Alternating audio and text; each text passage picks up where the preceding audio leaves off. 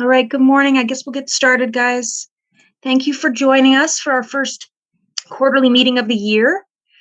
In keeping with the new year, I'm going to go ahead and describe the theme for today's meeting, or I guess the topic of exploration. And I would describe it as kind of where we're going from here and what Mountain Housing Council's priorities and focus should be for the next 6 months, year, and 18 months. So we're going to explore concepts and ideas that some of our working groups have expressed an interest in terms of the council possibly getting more involved and expanding its programs. We'll also talk about the progress that some of our groups have made on important issues, such as the council's policy plan and advocating at the state and federal levels to explore measures that will help us tackle the housing crisis, as well as our upcoming point in time count and its importance for a number of our supportive housing and homelessness programs. We'll even bring back some of the ideas that all of you came up with for our emergency planning last year and how they fit in with potential new priorities identified by some of our working groups. Finally, in keeping with new things in the new year, we're going to hear about a new group of private business employers that has started meeting each month to brainstorm on how to organize around housing solutions for employees and what's coming in terms of our speaker series and efforts to educate the community about the importance of the housing crisis and how it affects everyone and everything, as well as what other communities have done to try to address their own crises. So our hope is by the end of the meeting that we have a good idea of starting points for work that you all have identified as important to pursue and a good grasp on what everyone has been working on over the last 3 months or longer, as well as agreement on what the most important priorities are for the Mountain Housing Council in its remaining time. So with that, I'm going to go ahead and give you a glimpse of mission of Tahoe Truckees Community Foundation, which we do at every meeting, as well as an overview of our programs, our many programs that we provide the community with, our wonderful board of directors, as well as our very talented and committed staff at TTCF. And last but not least, a list of our partners for anyone who doesn't know who we are, and the Mountain Housing Council meeting agreements, which we do at the beginning of all of our meetings, just to remind folks to be respectful of each other and each other's opinions, as well as feel free to chat, including sending me a direct chat if I don't see your hand raised. Finally, before we launch into the stories from the community, here's a glimpse of our agenda for the morning. We have some really exciting presentations for you this morning for our stories from the community. First, we will feature David Nepsky with the town of Telluride to tell us a bit about Telluride's winter community housing program. And then we will move on to Luke Villalobos, who's Director of Policy and Research with the National Housing Conference, to talk a bit about how we build regional alliances to advance housing legislation, given his extensive work in Sacramento and on the Hill in DC. So welcome, David and Luke. David, do you want to go ahead and start out for us? Do we have David? Christina? Yes, we do. Okay, great. Hi. How's it going, everybody? Hi, welcome, David. Thanks for being with us. Yeah, I'm happy to be here. Good morning. It's a pleasure to be here. I'm going to tell my story. Thank you for having me here today to tell the brief but inspiring story of how we, the town of Telluride, worked as a team to bring our temporary winter community housing project to fruition for the winter of 2021 and 2022. This idea originated by a suggestion of current council member Dan Enright in his previous capacity with the Telluride Housing Trust.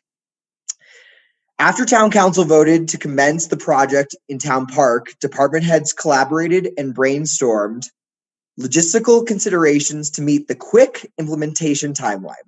The Parks and Recreation Director and the Rental Housing Director worked closely together on how to best integrate the new affordable housing pilot program jointly into the rental housing department and our town park. This temporary program was an immediate mitigating effort to our current housing crisis and is not being considered as a permanent winter solution at this time. The decision was made to allocate 18 parking spaces, 9 for the recreational vehicles themselves, with an adjacent space for a driving vehicle in the north edge of the main parking lot of our town park. This area was selected over the campground area to minimize the impacts on the other park uses and associated maintenance. Another consideration for this site choice was its location and proximity to the park's already functioning shower, bathroom facilities utilized in the summer.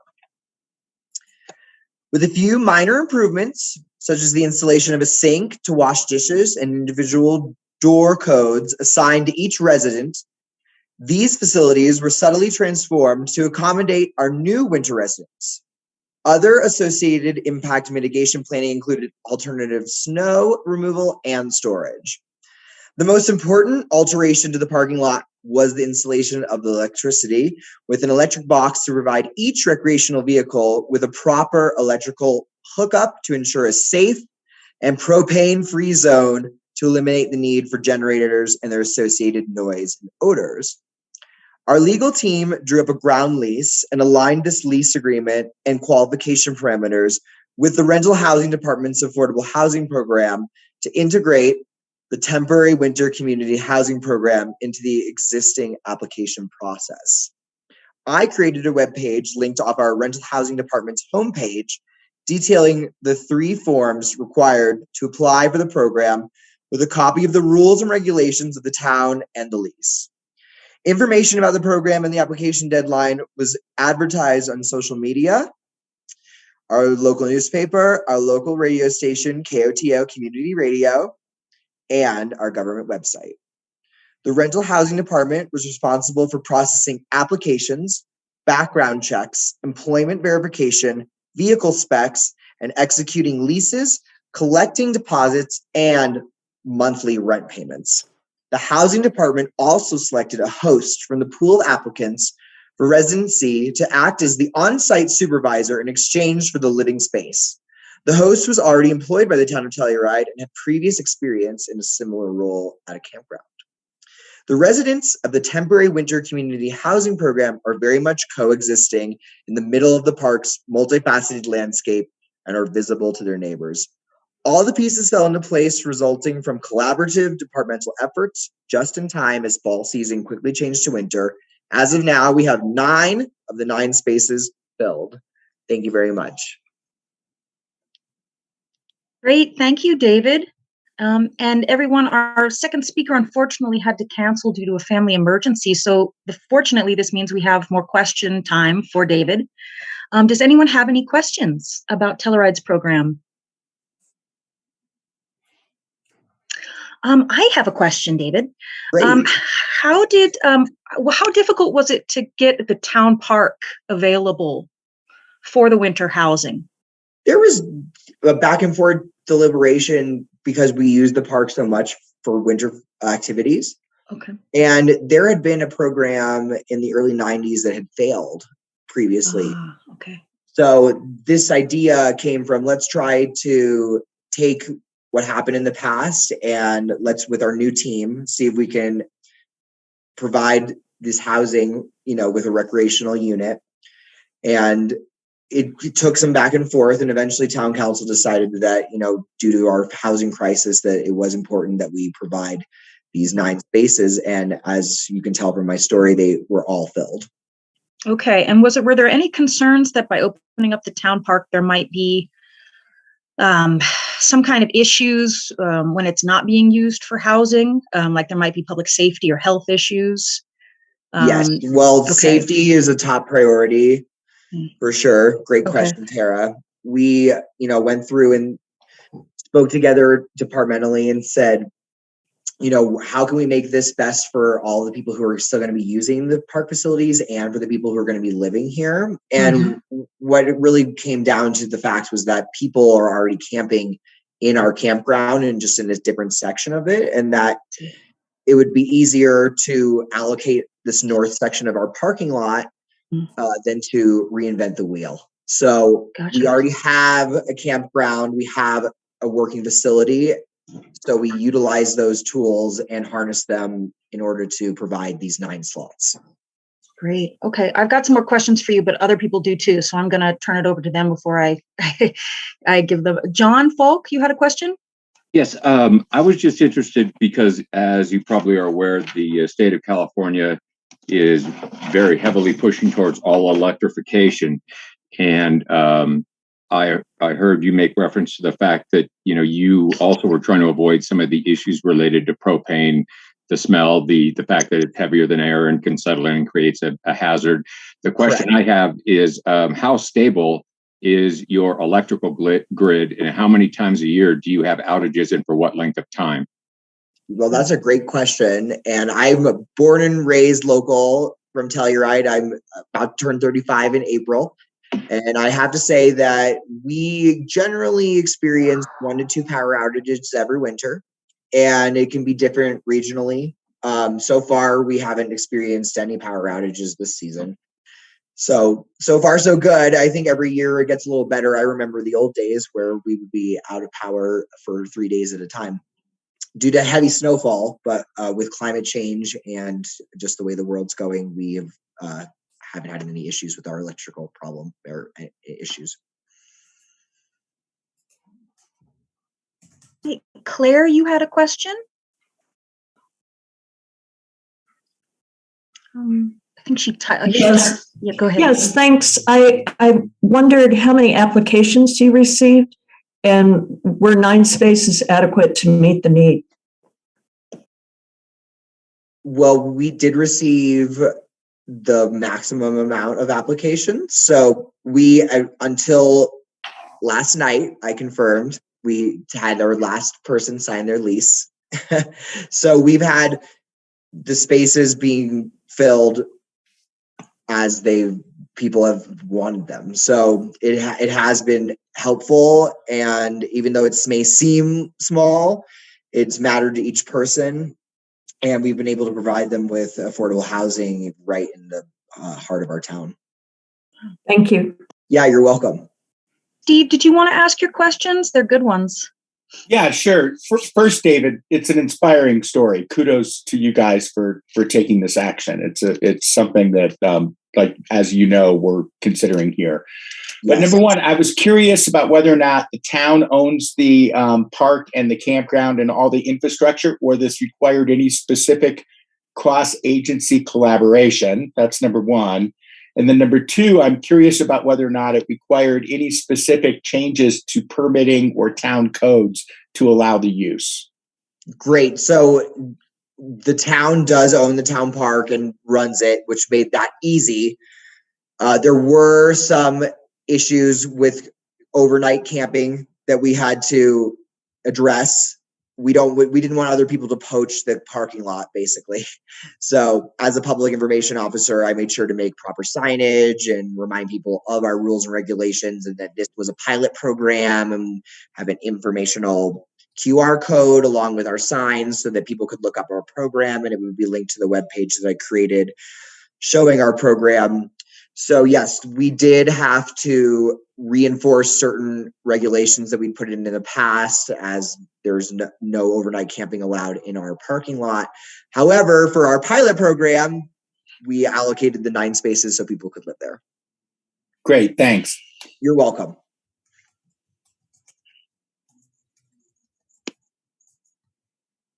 Mike Dent asked what the monthly rent is for the space, and does it include electrical costs?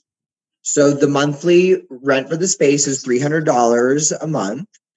And that, I believe, you sign your lease and you put down your deposit, and with the fee, it comes to about $460 for your initial first payment.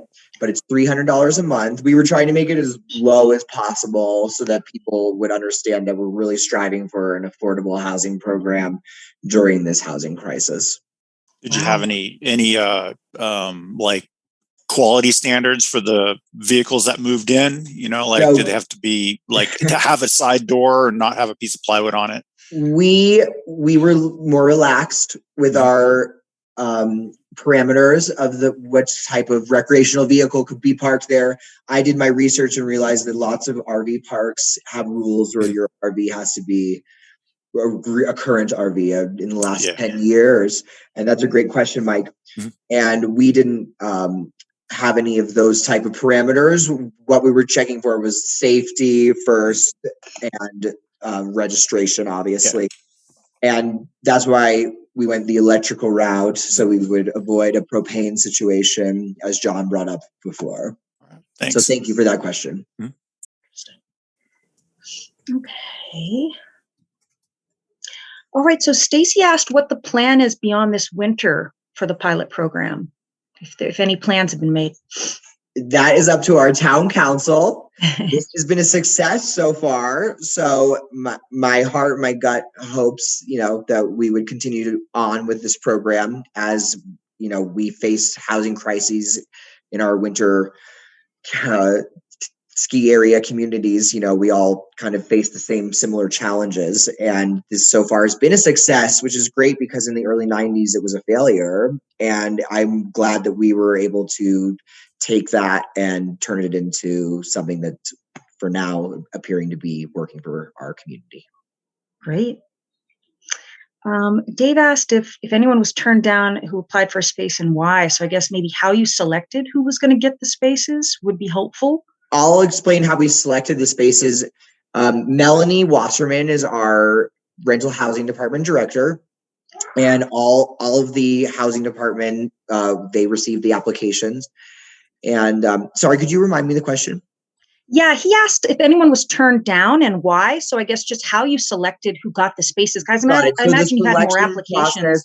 Was based upon your job status of working within the town of Telluride, that you were going to have a job or already had a job in the town.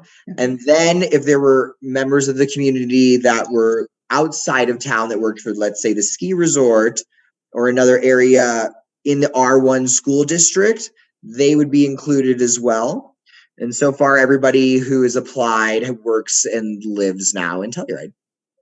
Wow. So did you have enough spaces for everyone who applied? Yes. And that's the thing. The amount of spaces was literally just filled yesterday. And we had that 8th space open. And through the application process last night, the last tenant signed their lease and moved their recreational vehicle in yesterday. Wow. That's exciting. Any income limits? I would imagine you have probably had income limits for who qualified to live there. It aligns with our affordable housing program from the town of Telluride. And so it had to meet those parameters as well. Okay. Excellent. Wonderful. Gosh, you have a lot of questions. It sounds like, Shauna, it sounds like he had enough spots for all of the application they received. So did you only receive 9 applications? Is that right? That's a better question for our housing department. Okay. I've been the point person on this, directing people, helping them fill out the forms. Gotcha. Showing them, I'm taking people down to the park and just showing them this space and making sure that their recreational vehicle can actually fit. I see. Okay. And yeah, I definitely fielded more than 9, but when it came down to it, we finally filled up our 9th spot yesterday. Okay, awesome. So yeah, we weren't rejecting anybody. Nobody wasn't allowed to come stay. It was based upon who fit into the parameters. Gotcha. Okay. And one follow-up question I had for you is just why did you decide on kind of this van life arrangement as opposed to, say, setting up pallet shelters or allowing for camping in different kind of aspects? Right. I think it's because that type of culture is so prevalent already in our area in San Miguel County. Okay. And we figured if people are already living in their vans and their cars, why don't we have them living in our town? And then they can completely be right, in their community where they're commuting to. So it seemed like kind of a seamless transition into kind of maybe the way people were already living and just kind of the easiest way to get things moving fast. Okay. Yeah, it's just like facing reality that people are living in their cars and that, that's not right. And if we want to do something as a community to help people, that we should band together and allow people to, live in that style, and, we can support them as a town and as a community. Okay. Claire asked if there are any on-site responsibilities. I imagine there's rules and I don't know if you guys have security or anything. Yeah. So we do have a host who is one of our park aides, and he had already been a previous host at a campground. and he was happy to take over the position. And that just was another addition to his work schedule already, and work requirements. Gotcha. Great. And no major problems thus far. No complaints or no major problems, no complaints, and we allowed 2 dogs, two domestic animals, because when you're sleeping in your car, you probably want to be pulled up with your fluffy critter. Well, that's awesome, David. Did anyone else have any other questions that I missed for David? It's such an inspiration. Just so you all know, we are going to have David back for a longer speaker series. I believe March 16th. Is that right, Christina?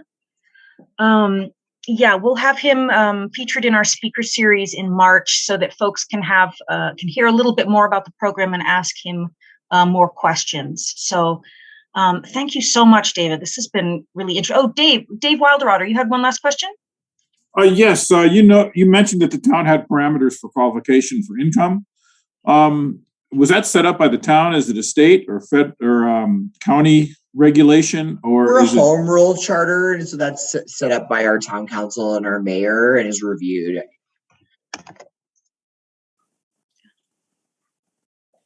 Awesome. What were they by chance? Any idea? Well, it's affordable housing, so you have to make a certain lower than a certain income bracket. For example, I think ours is up to 80% AMI. Is that right, Christina? That's technically what's the affordable? They set an area median income for the area, and then they say up to this counts as capital A affordable housing. So that's probably very similar to what Telluride does, I would imagine. Exactly. Thank you, Tara. Yeah.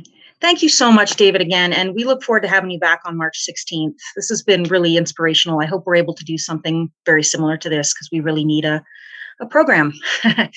Well, great. I'm glad I could offer you guys some inspiration, and thank you so much for having me this morning. Awesome. Thanks, David. Thank you, guys. I'll see you March 16th. Okay, bye. Okay, bye-bye. Okay. All right, with that, we're going to move on to our working group updates. I'm going to turn things over to Steve Frisch with the Sierra Business Council to provide an update on our statewide policy working group and draft 2022 policy platform for Mountain Housing Council. Great. Thanks so much, Tara. I really appreciate it. So as many of you know, the California legislature is back in session, and the governor has proposed his 2022-2023 budget. Before we get into some of the specifics, I'd like to thank all of the policy working group members. We have quite an active team that meets roughly on a monthly basis. I think I need to update this slide for a few new members who have joined, but it really is important and quite helpful to us that there's broad-based participation in this policy working group discussion, because it really lets us know that the community is really behind the idea of advocating for our region in Sacramento and in other places. So I want to say thanks to all of the working group members.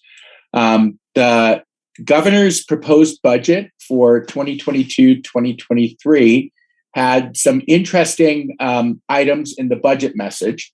So first, within the housing section, it identifies that the California Department of Housing and Community Development is working on a new statewide housing plan.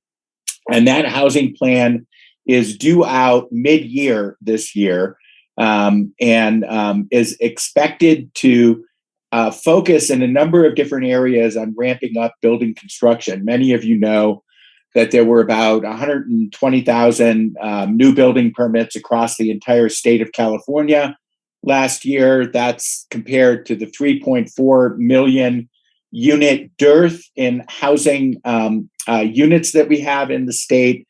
So there's, I think, a recognition that we're not making enough of a dent in the needed housing in the state of California. And the statewide housing plan is intended to begin to address some of those issues. And then in addition, the budget message reinforced the regular schedule for the point that the new regional housing needs allocation numbers will be out by mid-year this year, setting new kind of requirements for local jurisdictions for meeting their RENA allocations with local local zoning. So the preface to the governor's budget itself was expect some changes here because the housing plan is likely to shuffle the deck a little bit. It is important to note that this year's budget at $286.5 billion is a 9% increase over last year and a 20% increase over the last 2 years. This is largely because of very robust revenues, particularly personal income tax revenues. And that has generated a $45 billion budget surplus. So once again, this year, housing and homelessness are taking advantage of the point that the state is pretty flush with cash. And that $45 billion budget surplus was the surplus projected as of January 1st. Receipts have continued to be very high. As a matter of fact, just recently, California had its highest personal income tax receipts in a single day of over $7 billion.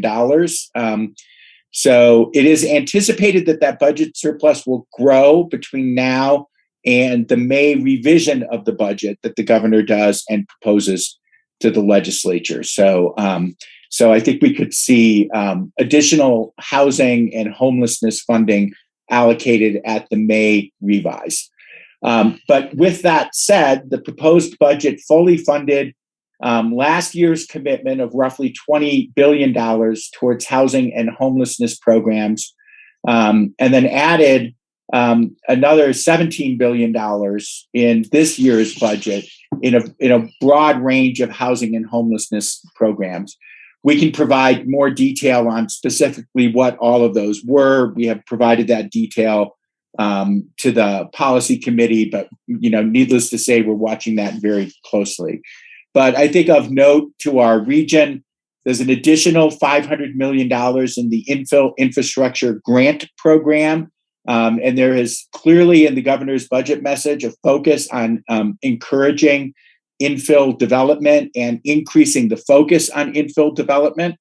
There's also a move afoot at the state to come up with a broader definition of infill that could apply to some of these programs in the future.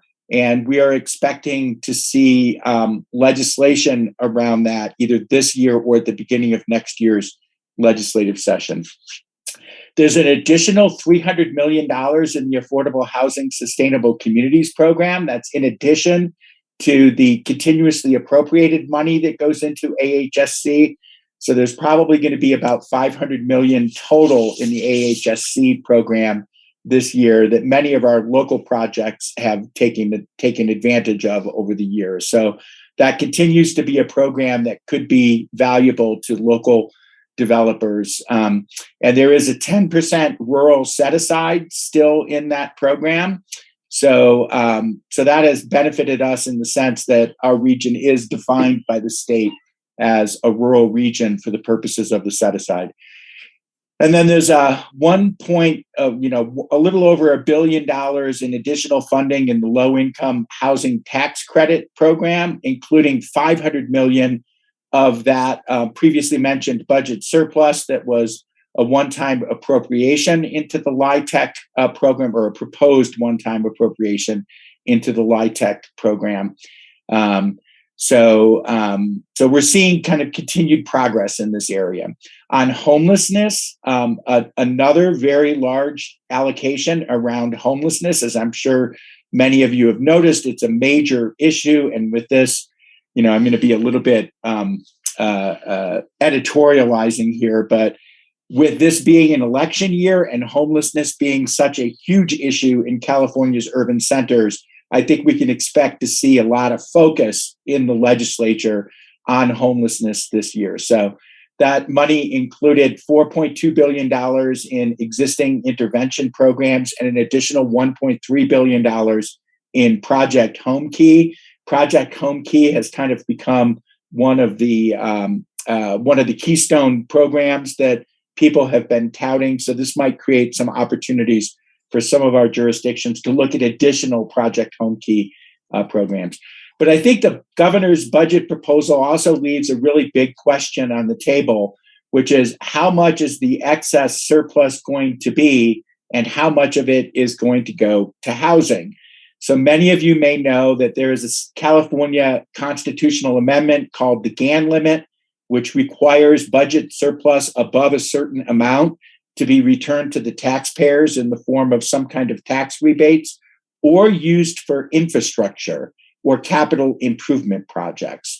So there's a strong move in the legislature this year to dedicate a substantial portion of that budget surplus to one-time capital improvement or infrastructure projects. So once all of the reserve funds are fully filled, right now there's about a $25 billion unallocated budget surplus sitting out there that the legislature is going to need to decide how to direct in this legislative session.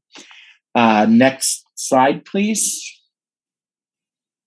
So the top issues that we see emerging in the legislature this year, after conversations with a number of the committee staff members and statewide advocacy groups.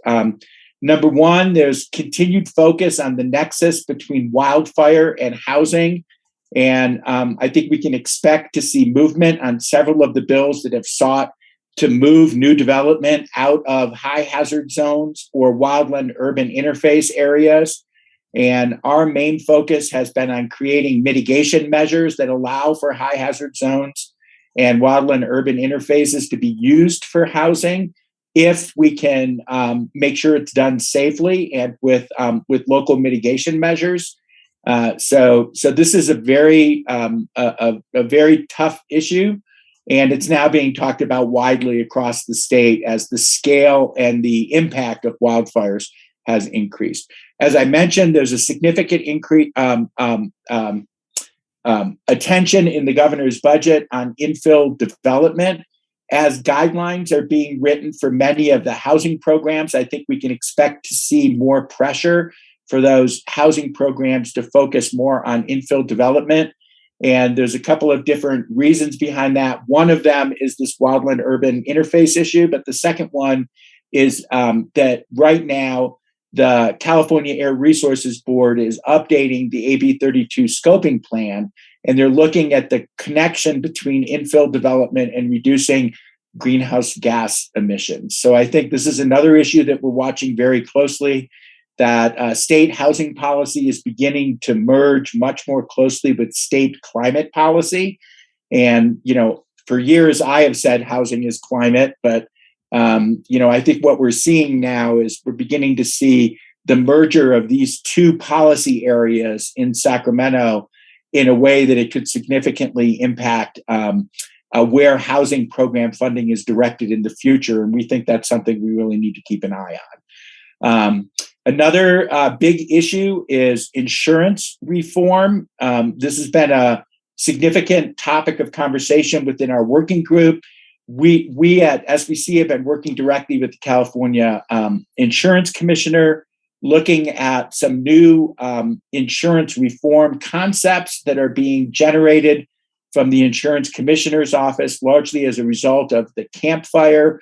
The Insurance Commissioner is looking at doing pilot projects for what they call community-based insurance, where there is a nexus between essentially insurance payments and wildfire mitigation activities, so that if you meet a certain set of wildfire mitigation activities, it reduces the cost of insurance.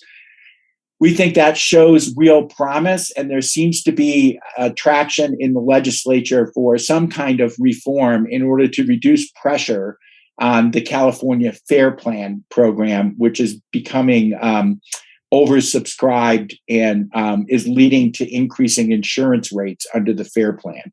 So we're watching this area very closely. There's a move by many of the housing advocates across the state to dedicate a one-time $1 billion revolving loan fund to what is known as social housing, or housing that is owned by nonprofit organizations. The move by the advocacy organizations is we have this one-time surplus. Let's create a source of capital for nonprofit housing and create that capital fund that could revolve through either the California iBank or HCD on a regular basis. And that would count as a capital improvement and avoid the GAN limit and give the legislature a way to spend some of that money on infrastructure and capital improvement programs. And then finally, I think it's important to note that there have been some changes in leadership in the Assembly and the Senate. So, this being a redistricting year and an election year, we're seeing a large number of either retirements or people moving on to other offices. The most significant ones for us is the elevation of Senator Mark McGuire from Sonoma County to be the Senate Majority Leader. So that's important because Senator McGuire has been on the forefront of this wildland urban interface housing nexus issue, and we expect to see his landmark bill, SB 12, which limited housing in the wildland urban interface, back on the docket this year.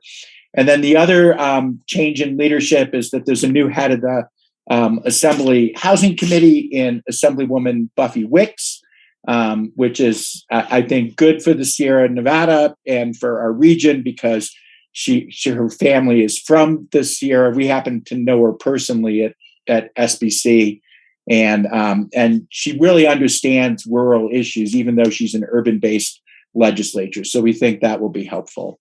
Next slide, please. The top issues for the Mountain Housing Council that we've been discussing at the Policy Committee are, number one, support for the governor's budget. We think strong support on continuing this level of appropriation around housing is really important. Advocating for directing the surplus or a significant portion of the surplus to housing and infrastructure in the form of one-time or capital improvement allocations.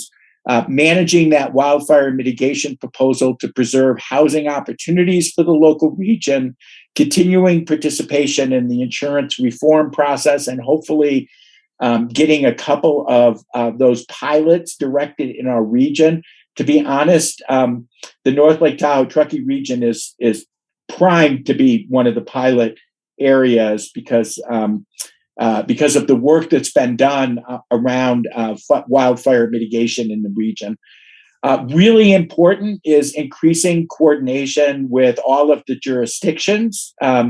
So we recently had a meeting with multiple jurisdictions around aligning all of the different paid lobbyists and advocate organizations that represent the jurisdictions with Mountain Housing Council policy priorities. And we'll be continuing that process and dramatically increasing our cooperation across all of the multiple jurisdictions that are represented on the call today. We'll continue to track and intervene in legislation on a case-by-case basis this year. It is kind of late in the year to be thinking about any new legislation, but we're definitely interested in exploring opportunities for sponsoring legislation out of our region in the 2023-2024 legislative session. I think many of you know our legislature sits for 2 years. So for a bill of any real import to get traction, it often takes that 2-year cycle. Next slide, please. Great.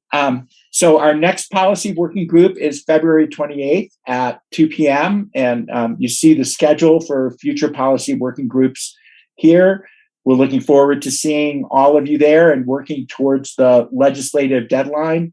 We'll know more about the individual pieces of legislation that we need to intervene in after February 18th, which is the last date for legislation to be introduced in the legislature. We're tracking everything that's been introduced right now. And I think our next meeting will focus on prioritizing those items that have been introduced based on kind of a filter of what we think meets our needs and has a chance of moving forward. So with that, look forward to seeing you all at the next meeting. Great. Thanks so much, Steve. Heidi, would you like to give us an update on the Housing Funders Group? Yes, thank you. Good morning, everybody. Good to see you on this Friday morning. Next slide, please. This is, I'm going to give an update on the Housing Funders Network. As you all know, the members include Placer County, Truckee Tahoe Workforce Housing Agency, the Town of Truckee Martis Fund, and TTCF. Next slide, please. We had a very interesting proposal come through in December from a local employer who wanted to convert a Tahoe Basin motel into 13 workforce housing units, specifically for his employees.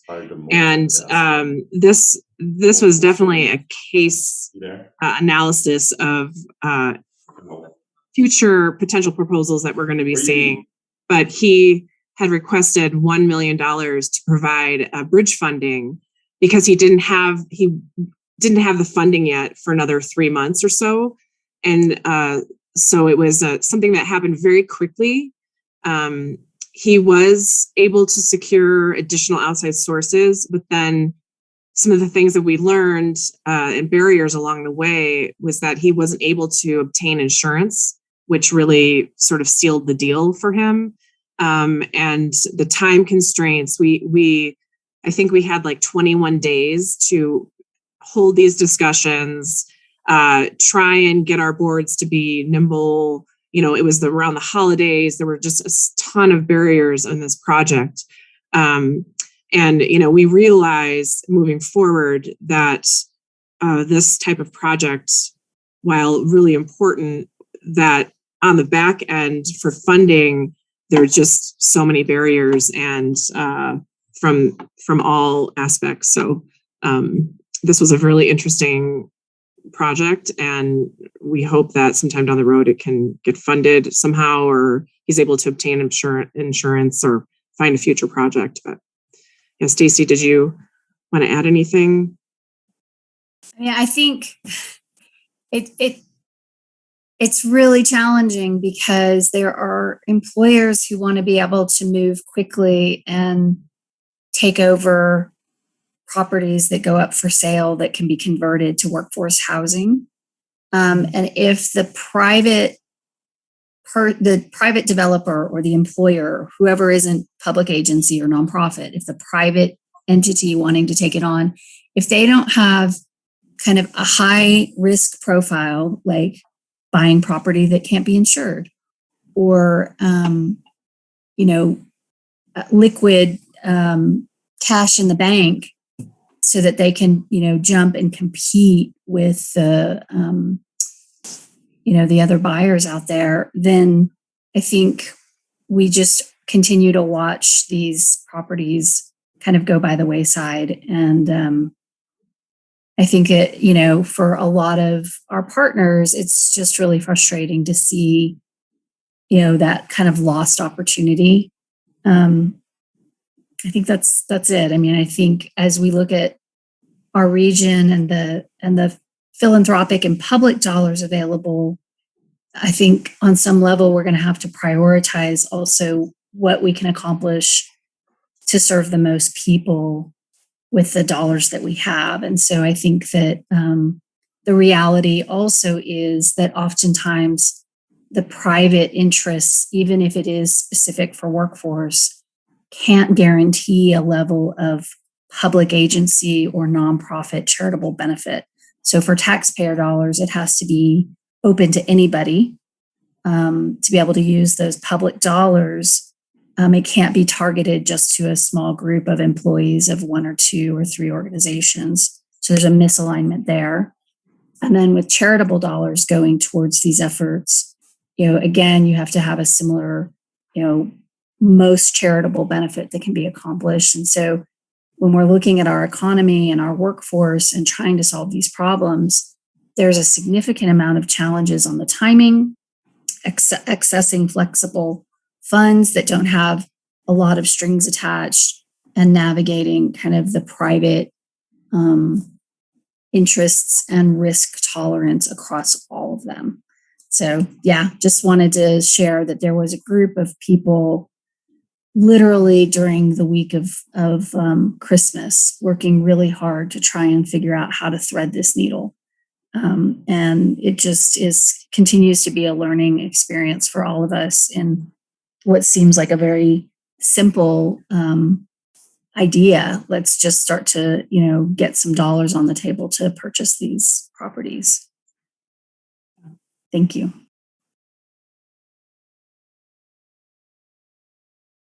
Great. Thanks, Heidi and Stacy. Next, I'm going to let Kathy Foley with North Tahoe Truckee Homeless Services and Jasmine Bro with the Tahoe Truckee Health and Human Services provide us with an update on the Homelessness and Supportive Housing Group Working Group, as well as the upcoming point in time count. Hi, Tarek. Can I ask a comment on the last slide? Oh, sure. Oh, okay. Or just make a comment. I just wanted to comment as somebody who is providing workforce housing in the basin and has recently purchased properties and is purchasing more properties in the region to provide workforce housing. If some of those we've actually dealt with some of those issues like the fire insurance that nobody can get. We've actually gotten fire insurance. So if anybody, I'll share resources with the group afterwards about where to get fire insurance, but also financing and the cash to buy properties. So I'm part of a private capital group as well. And so if there are any projects, more than willing to look at them, because that's my specialty is trying to find out is real estate, private capital markets, and skiing. So I'm very passionate about the basement, more than happy to help other owners or developers find the capital for their projects in an efficient, timely manner, because that's what we've done for our projects during COVID when there was no capital. Great. Thanks, Stephen. All right. Kathy and Jasmine, do you guys want to go ahead and provide an update? Sure, I'll start us off. I'm Kathy Foley, and I'm the director of North Tahoe Truckee Homeless Services. And thank you all for what you're doing. We have, next slide, please. Our working group is meeting once a month. And over this last year, thanks to Mountain Housing Council and Tara and Christina leading us, and these folks all coming together, we've been able to make significant steps forward in the managing of homelessness in our region. And I'm very thankful for that. Next slide, please. So a question I get a lot, because many people still don't realize that we do have homeless individuals in our community, and the dynamics of those relationships change every single year. Just a quick overview of who are our unhoused neighbors. Currently, we have 45 individuals that are registered in the HMIS system, which is a system that allows us to get to know individuals in the region who are experiencing homelessness. And then this system creates what's called a by name list. So it's a living document that changes as we add people and take people off because they've moved or they've been housed. And with this group, our team meets on a weekly basis to do a case conferencing call with Western Nevada County and many of the social services providers, with really looking and prioritizing vulnerable neighbors and helping them move towards housing or other solutions. And the 45 folks on this list would be considered our chronically homeless neighbors. So those are the folks that have been homeless for at least a year or had multiple experiences of homelessness over the last few years, in addition to struggling with a disabling condition, maybe mental illness or a physical disability or substance use. So that's one group of people that we have. And of that 45 individuals, 29 are associated with Eastern Nevada County and 16 are associated with Eastern Placer County. And then we have other homeless neighbors, which are more considered newly homeless neighbors or folks that are in crisis. And over the last couple of years since COVID began, we are seeing a lot more people in this area that aren't actually counted in these numbers. And Jasmine will share more about that in the point in time count. But these are folks that just, they're living in their vans, or they're couch surfing, or they don't have a safe place to be. Well, a lot of them are working within our community. And so because of, as we all know, the high rental costs, the lack of affordable housing, low wages, we see that number growing every year. So we also have newly homeless neighbors. And I have some really great news to share. Thanks to Mountain Housing Council and Town of Truckee and the amazing developers in both counties, you all have heard that there's, been a lot of low-income affordable housing that's starting to come available, as well as people are still discussing it with the much larger goal of this group to provide housing for everybody at all different levels. And so we have 26 individuals that have been housed since January of 2021. Most of those have been housed in the last 6 months, when some of the very low income housing started to become available, as well as North Tahoe Truckee Homeless Services was able to get significant support from both Nevada and Placer County Continuum of Cares through emergency solutions grant funding due to COVID. And of those 26 people, just to clarify once again, who are there?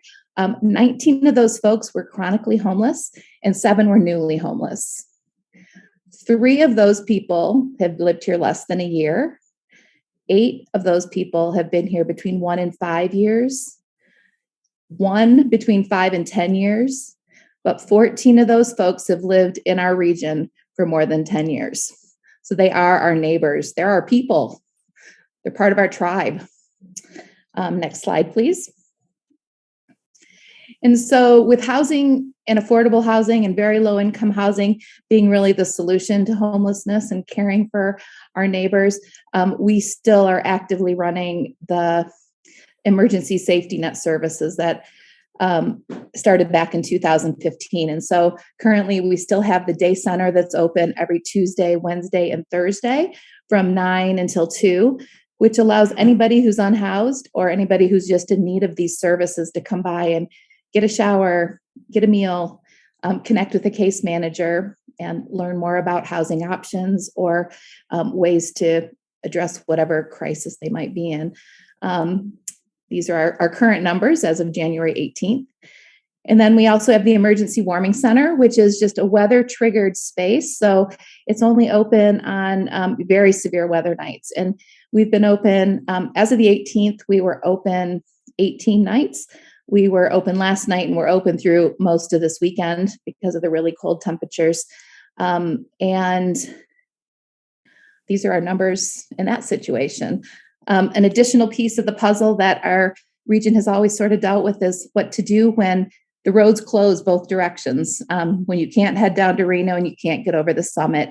And so because of the huge storms over the holidays, we have more discussions going with Nevada County and emergency operations services in the town of Truckee and really figuring out, solutions to that. But on the 25th, we had 20 additional stranded people that we provided a space to be. And on the 27th, we had 18 stranded people. So that's a very situational homeless moment. And so that's what's going on my side. And now I'm going to let Jasmine share more about the really important piece of the point in time count that's coming up that will hopefully help us get a much bigger picture of those that are unhoused and living in vehicles and really what she's done to expand that picture. Everyone. Thank you, Kathy. Always gives me goosebumps hearing about the success of the housing efforts that have happened. It's pretty phenomenal to say that we've had a 50% reduction in homelessness. Granted, that is based on a number of 45, which may or may not be the true picture of homelessness in our community. So we have the HMIS by name list, which you learned about, and I've spoken about that in other meetings. And then we have the point in time count. So that is an annual effort that is guided by HUD and our local homeless continuum of care through Placer and Nevada County. And so the goal of the point in time count is to count individuals experiencing homelessness on one single night. So that date is predetermined by HUD and it's in the winter. And for our region, we know that our numbers of homelessness may be lower than in the summer. But this year we'll be counting where people slept the night of February 23rd. So the count efforts will start on the day of February 24th and they will last 10 days to count. We had the opportunity to push that date back a month. It was originally scheduled for January for this week, but because of the COVID surge and a lot of impacts to workforce and having people available to help initiate the count, the county's made the decision to push the date back. So like I said, the point in time count isn't a perfect data point, but it is one data point that we use and it's reported to HUD and that's used to bring in funding. It's used to guide services and housing development plans for our region. and that's used in combination with the HMRS by name list, which gives us a much more complete picture of who those individuals are. Historically, we have not been very good at being able to count people sleeping in their cars. The traditional model of point in time count is to everyone get up at 6:30 in the morning on the day of the count and spread out across the region and knock on windows, wake people up, go in bushes, rouse people out of their tents, and ask them questions about their experience with homelessness. Not a great strategy, but that's the strategy that we've been using. So this year we're partnering with Sierra Business Council, and Mountain Housing Council is helping us create more marketing strategies. So we've got some social media and we've got some flyers. We'll be outreaching to the local businesses in efforts to help engage those employees that are sleeping in their vans that we may not be able to find on the week of our count. So Christina will be reaching out to all of you with more information on that. But we really want your help in disseminating this information as much as possible through your networks to your employees so that we can then get as accurate of a count as possible for this year. Surveys are anonymous, so we do ask for date of birth and initials, and that is so that we can prevent duplication of people being double counted. And people who participate in the survey will be eligible for an $8 gift card. And I think that's it. And those are our partners that are helping us with the expanded efforts for this year. And that's my cell phone number, so if anyone's interested in learning more, you can give me a call directly or email Mountain Housing Council. That's great. Thank you, Jasmine. And just so you all know, you'll be receiving some information in your email about how you can help. And just given all of the questions that we frequently get about how you can help with this particular effort, this is really the time and the place to kind of step up and help. This is such an important count that provides a basis for a lot of the programs. So we really appreciate your help. All right. Well, thank you, Kathy and Jasmine. In December, we had our first jurisdictions meeting in a while. We discussed some very important priorities for Mountain Housing Council. I'm going to go ahead and let Stacy discuss those with us. Good morning, everybody. Go ahead and advance the slide. Welcoming any of the jurisdictional partners that attended.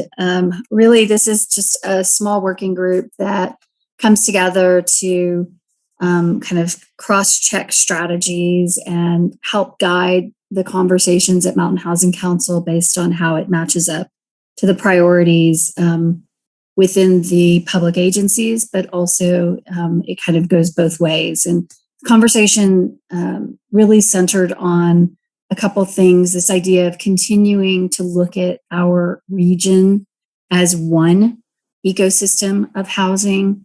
And so it's just so impressive to see our town and our two public jurisdictions, working together collaboratively. We still have this unique situation where we have to kind of report to the state independently housing elements through our counties. And so the work of Mountain Housing Council and really any future housing efforts, we have to really quilt them together so that we get a more holistic approach to how our community uses housing and needs housing.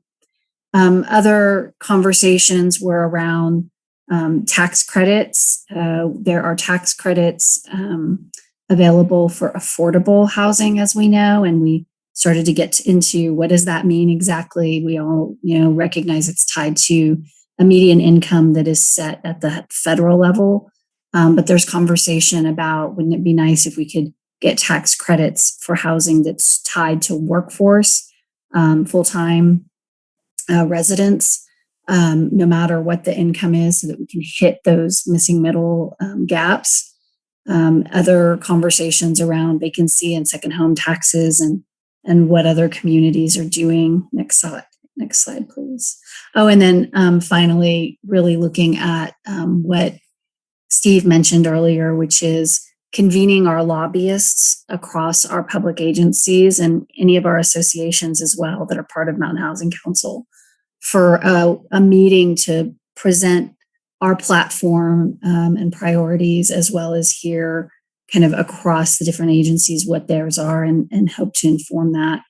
And then finally looking at emergency housing initiatives, just like what we heard about this morning, just like what Kathy and Claire were talking about. So more to come on those.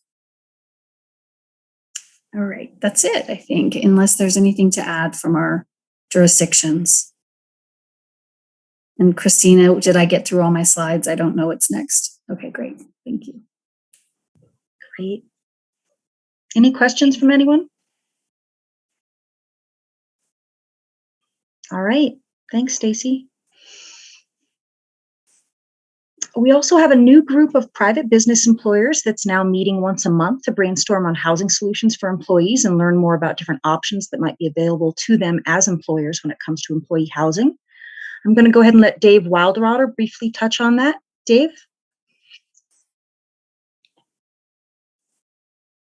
Dave, are you still there? Yes, I am. Yeah, this is an interesting group because those of us that want to purchase houses specifically for our employees, there's two different ways we're looking at this group, is how we can help as a group to find a workforce housing, and how we can work individually to purchase properties. What was interesting for me on this particular deal is I'll get a hold of Steve Prescott and say, well, that's right up the alley of this group, to try to get through the hurdles with finding housing for our employees specifically. And it's an interesting group. Each month we have a different speaker, and it's very educational. I'm excited that there's a couple avenues that might work for guys like myself and other interested employers to navigate, $1 million houses. It's interesting, and I encourage any other business people that are interested to help us move as one spoke in the wheel to help with housing. So I encourage it. We meet.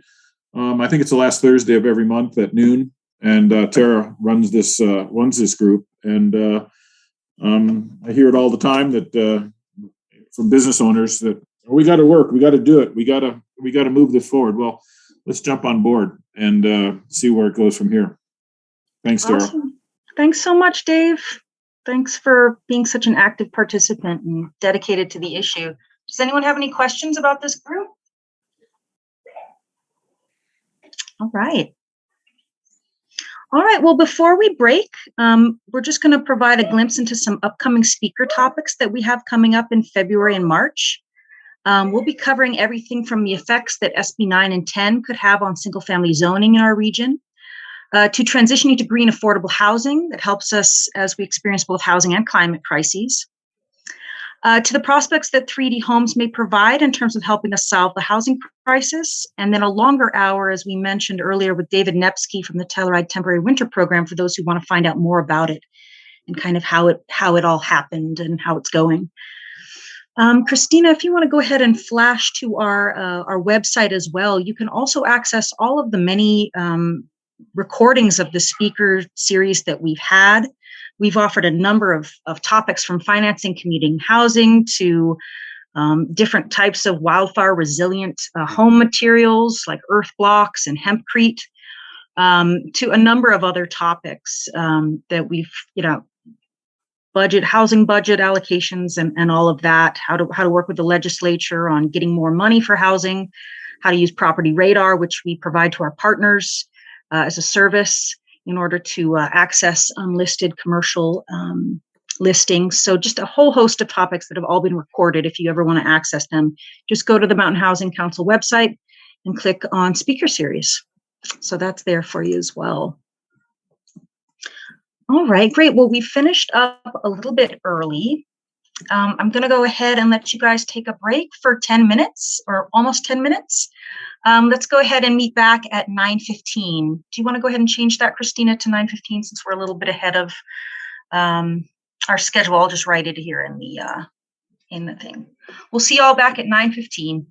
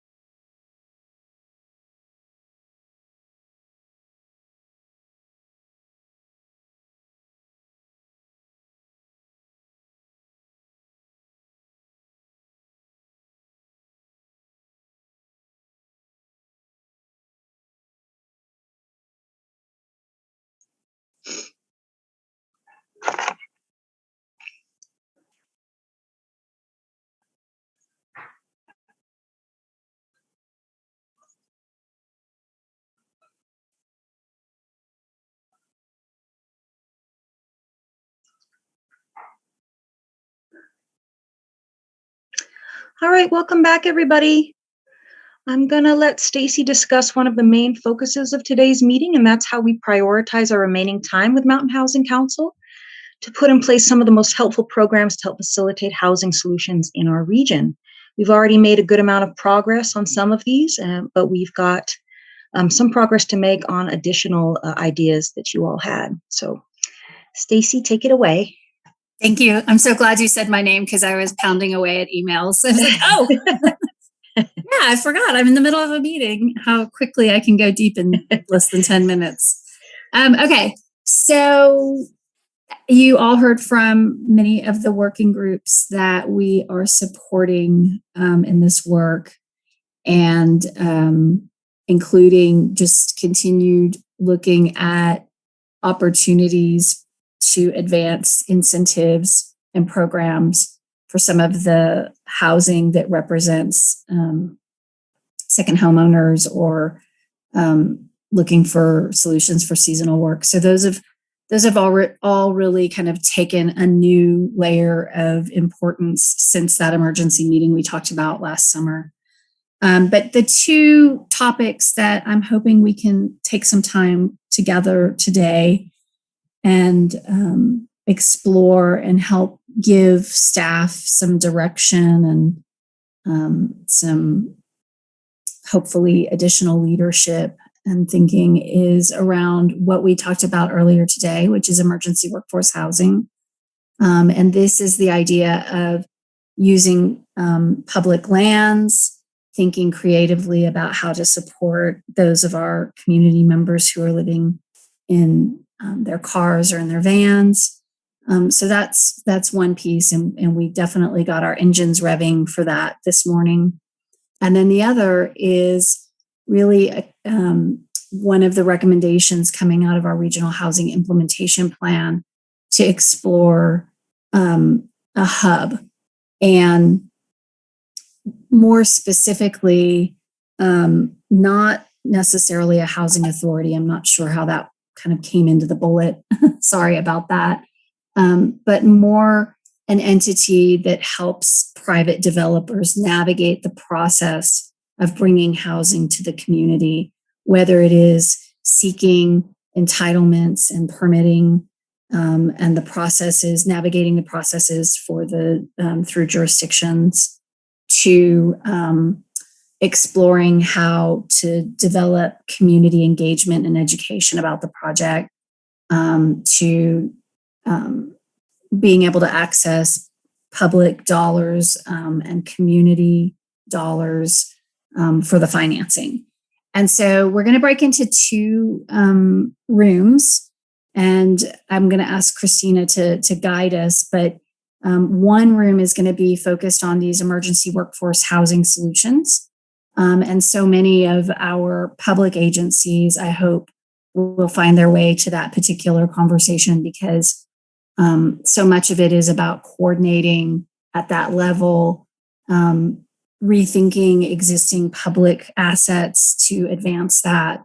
And I know that many of you are already involved in that conversation. So we also want to do a little bit of a level set on the front end of what's already happening and who already is engaged in that conversation. So that's one. And then on the second breakout, this will be the hub concept, the navigation. Steve, I do see your hand up, so I'll call on you in just a second. The navigation for private developers to help advance housing in our region. And I'm hoping that our kind of private businesses, associations, I'm looking at you, Contractors Association, if you're here. I'm looking at you, Martis Fund, if you're here. Certainly Sierra Business Council. These are conversations that many of us have had over the years. Now that it's articulated in the RHIP, I think we have an opportunity to advance this conversation under the 18-month runway that we still have with Mountain Housing Council in its current form. So before we break, I'm going to ask Steve. I see your hand is up. Oh, hi, Stacy. Thank you so much. I appreciate it. I got my comment on the last slide about the motel purchase. Great. Okay, cool. And then now I'm going to punt it over to Steve Frisch. Yeah, I just want to point out, I think I'm going into the Housing Hub working group, but for that emergency housing solutions working group, please keep in mind that massive budget surplus and the point that there is likely to be a list of one-time capital improvement projects that is generated out of the legislature this year that could get funded in the governor's May revised budget. So if there is an opportunity to identify a site and a project, that is something that we might be able to slip into the budget this year once and once only because of this unique circumstance. So, that would clearly take a huge effort, but, if it's there and everyone else is going to do it, maybe we should try. I love that. I love that. So we will have a report out coming back out of these. And so that'll give us a chance to hear how each of the breakouts plan to advance the ball. And certainly anybody can go in any room they would like. But this just made the most sense, especially considering kind of how much engagement has already been put into both of those by both areas. So, okay. With that, Christina, take it away. What time are we coming back? Just so everybody knows how much time they have in these rooms. We have 20 minutes in this breakout, and I'm hoping Christina will check in with us a few minutes before to make sure that we're starting to wrap up. Great. In the vein of transparency, as Allison always likes to say, I only set up 2 breakout groups, but I see in the agenda that there is a third. Are you guys wishing for 3 breakout groups? One for feedback? That's just feedback. Okay. Okay, great. Then I will open the breakout rooms.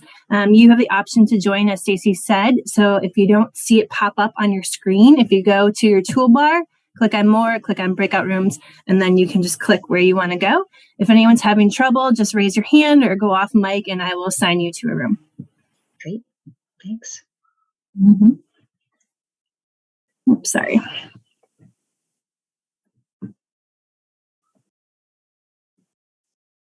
So you should now see the pop-up screen. And if you don't, just again, go to that more, and then you should be able to join the room that you'd like to. It looks like people are starting to join. So if you're having any problems, again, just raise your hand or go off mute. James, what group would you like to join? I can put you in that group.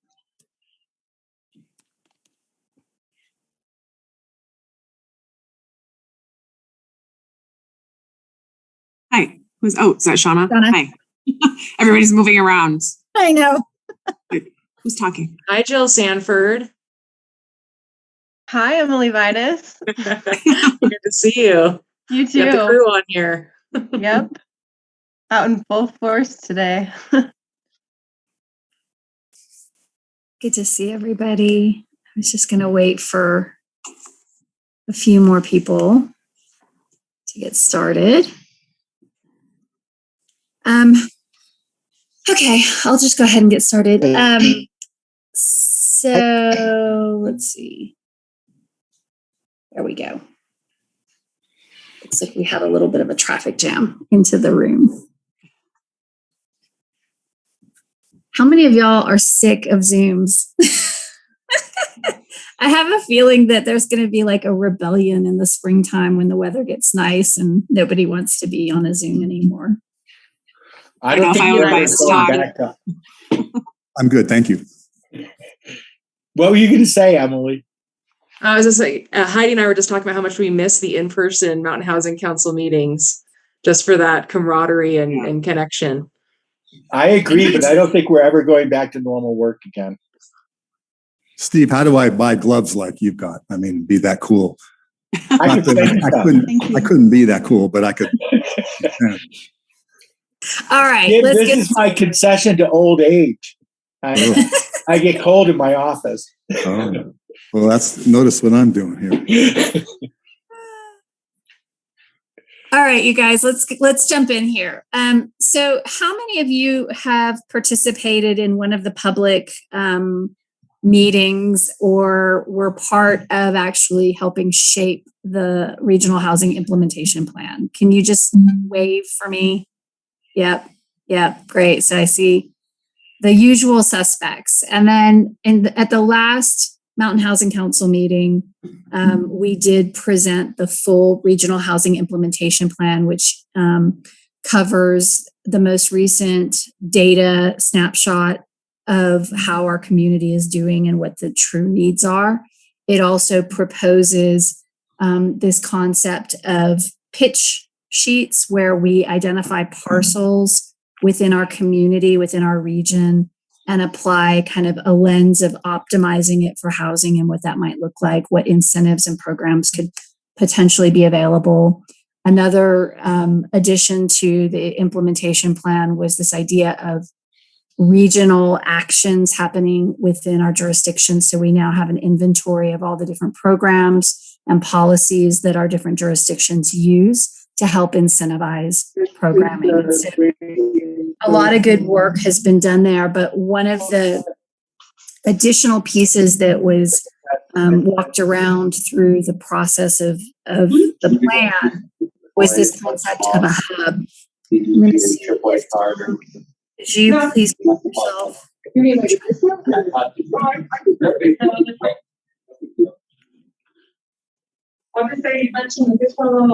Trying to mute Tom, but I'm having. Okay. Thanks. If anyone knows. Can you hear me, Stacy? Yeah. Yes. Sorry about that. Very difficult communication connection issues here, so I'm going in and out. I apologize. I didn't hear your question. I just heard my name.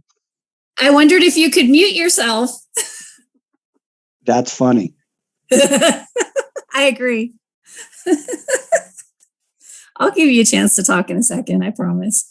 All right, so I'm going to just flash a quick screen and then I want to just get into some discussion. But I feel like some of y'all need maybe a little more context if you haven't been a part of it. So in the Regional Housing Implementation Plan, we talk about 4 capacities that the hub needs. One is, and keep in mind, this is fairly specific to helping private developers navigate our region related to housing projects that fit within the Mountain Housing Council's achievable housing definition. So that is true affordable all the way up to our missing middle class housing opportunities. And so one is technical assistance. Another is accessing capital. Another capacity is helping either hold land property or funding in the, as they get their plan in place. And then a fourth area that is on the table as kind of part of some missing capacity already is managing programs around ADUs, deed restrictions, rental assistance, that type of thing. So these are the 4 capacities that, we're seeing a lot of new developments happen within our jurisdictions, and outside we have landing local with rental assistance. We have the Workforce Housing Agency to help address employee needs specifically to our jurisdictions right now and some of the public agencies, but potentially with a broader mission to help them navigate to housing and potentially even take on some. We have robust work plans now from the jurisdictions that are really aligning with a lot of the community needs. And so as we kind of look into the future, what the Regional Housing Implementation Plan was addressing some of these other gaps. And so finally, let me see if I can go backwards. Sorry. What we propose is that there's a continuum that helps us get to housing on the far right. So from Mountain Housing Council, on the left, we've developed a regional housing action plan. We believe that that plan could serve as the work plan for some type of hub entity. And it calls out those tools like the inventory of housing action, the site pitch sheets that were designed. And by pre-identifying some parcels and being there to also help the developers, we think that it will help streamline or at least make more easier to guide them through the entitlement process and potentially line them up for community capital. Underneath community capital, you see the different players that are part of our housing funders network. So it would send a signal to those funders that these developments have actually gone through a process that align with what the community wants. And with that capital, be able to, and support going through the process, be able to access and build more housing. So that is it in a quick snapshot. We've talked about this for some of you ad nauseum. For others, I realize this might be the first time you're hearing about something like this, but I want to invite Steve to make any further comments. And then really, we just want to open it up to conversations and discussions with the hope that there is an appetite for us to create a tiger team over the next 3 to 6 months that will help shape and execute perhaps a pilot project coming out of this concept. So, Steve, did I miss anything in just the basic framework? No, I think you got it. I would just add a personal observation. So first off, according to Christina's notes, we're going to close in 2 minutes and then reopen. So I don't know if everyone saw that. So expect me to get cut off or us to get cut off. But my personal observation from working with 3 separate developers moving projects in the region right now is that there is a need for a private sector-based intermediary to assist with these projects for a wide range of reasons. Number one, it's not always easy for the developers to go to the jurisdictions and get the interventions that they need or are seeking in order to make the housing work and make it financially viable. And navigating that process is extremely difficult and fraught with kind of politics and all kinds of like issues that need to be managed very sensitively to get to yes, right? Number two, I think it's impossible for anyone to really understand the entire ecosystem and direct people in the right places for a combination of technical assistance and capital assistance on these projects without an intermediary who's keeping track of all of it and helping the developer go to the right place. Looks like we'll close and reconvene. Good job. That was really good.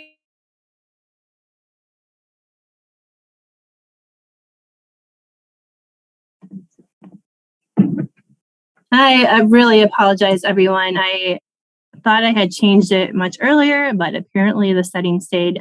So I will give everyone, I will open the rooms again, and you are free to join. Again, if you have any trouble, I will help you join. Okay. So does 10 more minutes sound right? That would have put us at 20 minutes. Yeah. Okay, great.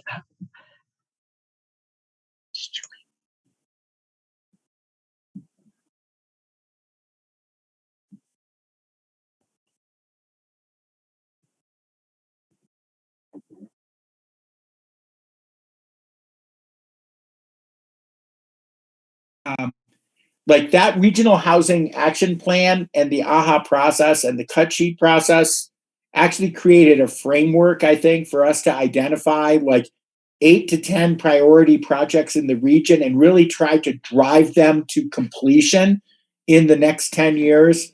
And in my humble opinion, if there is not somebody driving that, like literally driving and going out and not just actively working with developers on each site, but working with the jurisdictions and the partners to focus on results, that it will continue to be kind of a catch as catch can process. So we're really excited about the concept of the hub. I think, is Stacy back yet? Yeah. I'm here. And, I think the other and last thing is that, within the regional housing implementation plan, we worked with town, Nevada County, and Placer County to identify 3 parcels that they felt were ideal for housing. And we believe that within those parcels, those kind of pitch sheets that can be used to go to developers and see if we can't attract the right type of developer and the right type of housing on parcels that are almost have been, if you will, pre-qualified. And so, one of the thoughts for Mountain Housing Council's legacy might be, a way that we as a community can come together and identify another 7 parcels and challenge ourselves to 10 parcels in 10 years, something like that, where it gives the hub a real kind of work plan. They would work with developers who came to them on any parcel, but would actively be trying to bring housing to 10 parcels. And what that does is it shows a readiness by the jurisdictions on those parcels. It shows programs and incentives that have been aligned to make that happen. But even more importantly, or maybe equally importantly, I should say, is it signals to the community that there is a group of entities who want to see housing in these parcels, so that we're creating that community readiness, so that we're not fighting against ourselves for our own needs. So that's kind of the big vision. I'm going to stop talking and let us kind of jump in. And I'm already kind of watching the clock and talking to the staff about whether or not we could have a few more minutes also. All right, so I see hands up. Brett, you go first. Then we've got Steve Prescott. And Jim Porter. Oh, good. Yeah, I think it's, as a real estate broker, I think it's a great idea.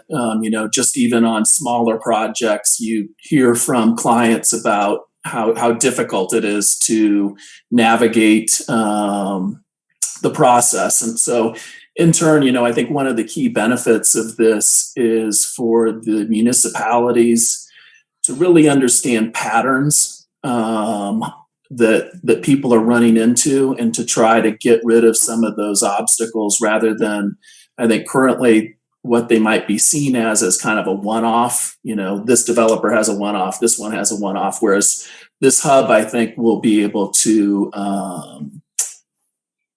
basically grab all these common things that are good things and bad things, and be able to make change a little bit quicker, I think, in the process. So great job, great idea.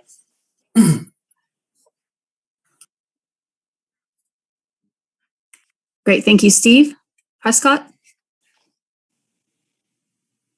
You're muted. Yeah.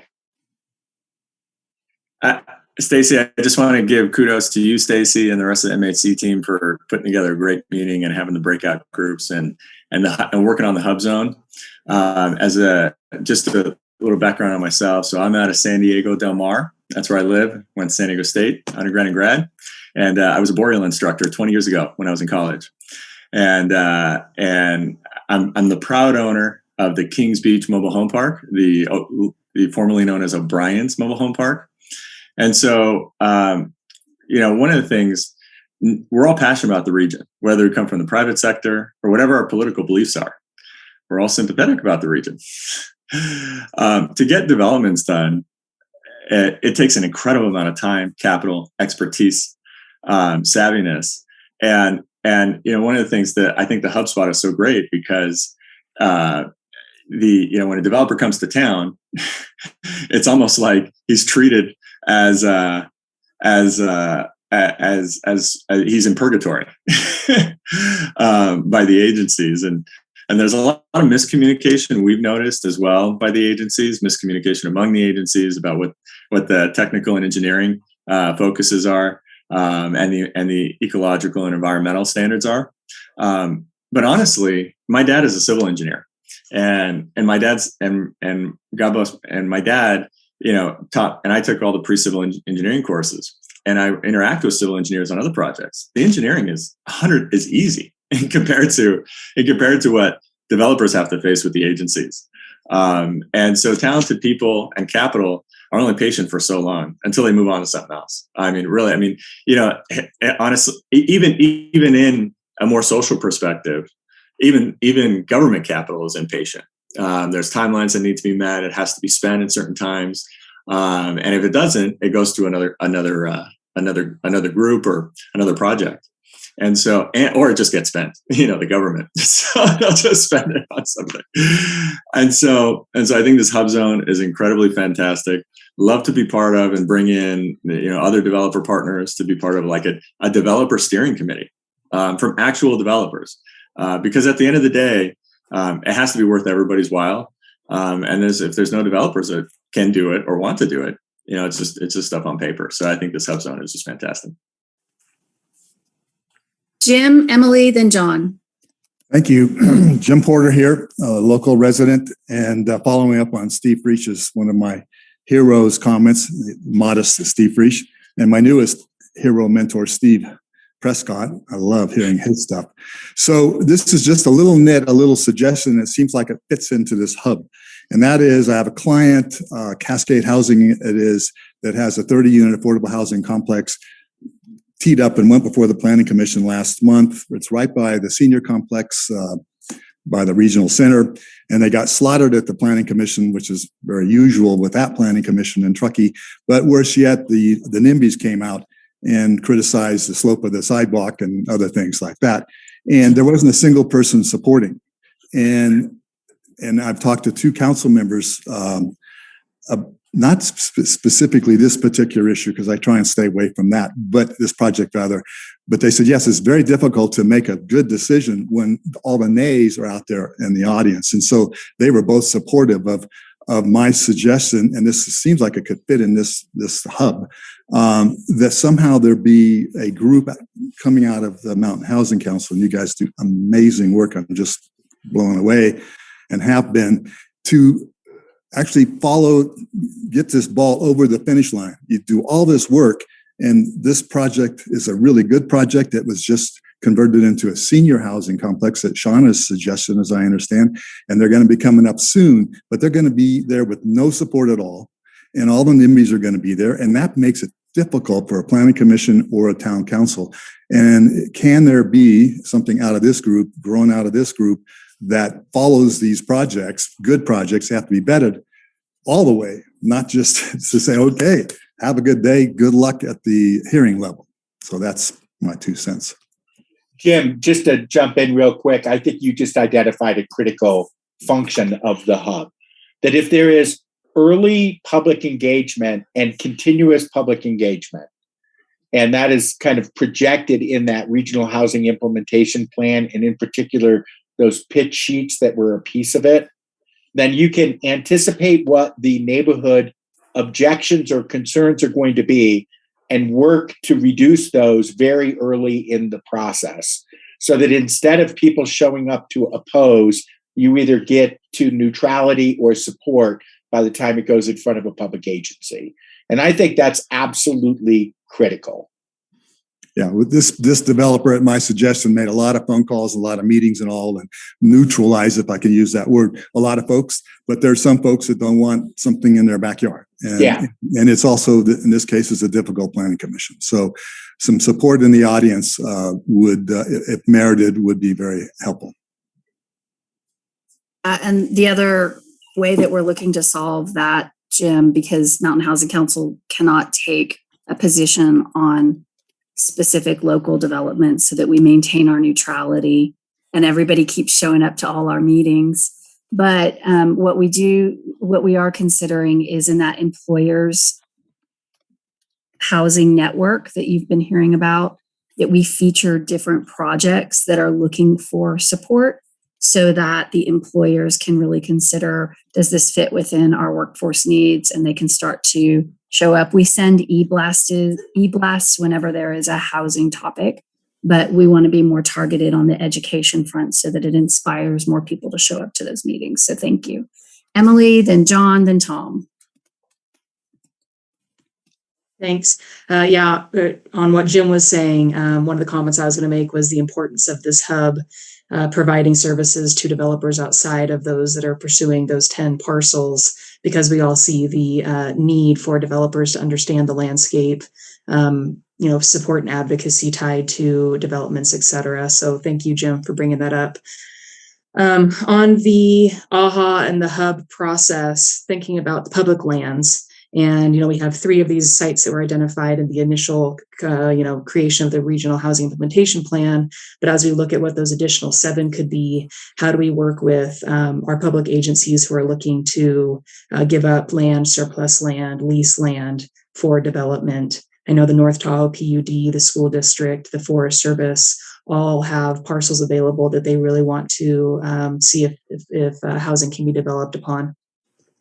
And then also on the bigger picture of the hub, you have those 4 concepts, and all of them really feel to work like they're working well together, except for the program management piece. I understand how it needs to be of service, and tied to developments and workforce housing. But that's the one piece that I'm having a hard time with, is the kind of housing program management, when the other three are talking about capital development, developer support, et cetera. That's the one component that I'm challenged in as we look at this overall RHIP or hub concept. Thank you. I think that we probably can't treat all of those as the same, because certainly I could see the hub being supporting the deed restriction regulations, because they might actually be tied to the housing projects that they're working on. Yes. But I think the programs themselves should be on the table for looking at. But Steve, do you have some comments about that? Yeah, I think to the extent that so first off, that program management piece was born of the point that many of the local jurisdictions identified that they didn't have the capacity to manage all of the programs they wanted to manage. Right. And that there was a need for a third party to do some of that. I don't think that third party always has to be the hub, right? There might be a more appropriate third party for a program to be managed, right? But there are some activities that are already going on. For example, down payment assistance programs and other things that are essentially third-party program management that could be done within the umbrella of the hub itself. I think the key thing is that the hub should fit into the ecosystem, and they should be an organization that can fill the gaps where the other organizations or jurisdictions are struggling to make progress. At the same time, they're focusing on this developer readiness piece, right? So what we wanted to make sure of in the hub concept is that if there is something that really needs to be done and there isn't capacity to do it at the local level, that there's a place that we can go to stand up that program. Maybe it exists there. Maybe it goes to another agency later on down the line, Like, for example, as the number of deed restrictions grows, there might be a need for a third-party deed restriction management process or something else, right? So I don't think we should see it as like everything. It's only the things that really need to get done in the interim. That's helpful. Thanks, Steve. And just to be aware of time, because I do want to hear from John and Tom if we do end up getting cut off. This is an invitation to participate in a Tiger team to help think about launching the hub. So anything we don't talk about this moment, there will be plenty of opportunity. John Hester. Thank you, Stacy. 3 points I want to make, having been on here in Reno, the Economic Development Authority Board and the Small Business Development Center Board. You kind of hit the target. There's kind of the formula. There's 4 pieces: property, capital, process, and policy. I think you've kind of hit those pretty well on the model you showed us.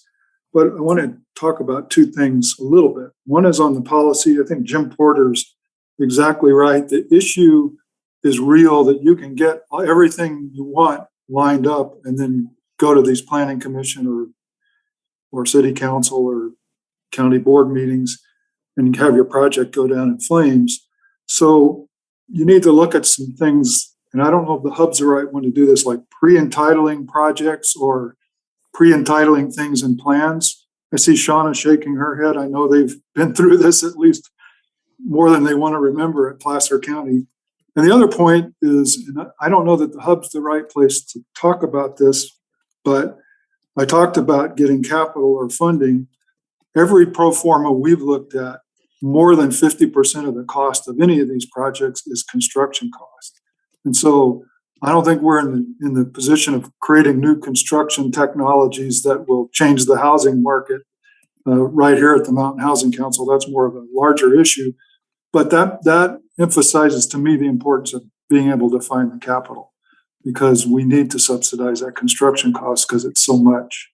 So those are my observations. Hope they help. They sure do. Thank you. Tom.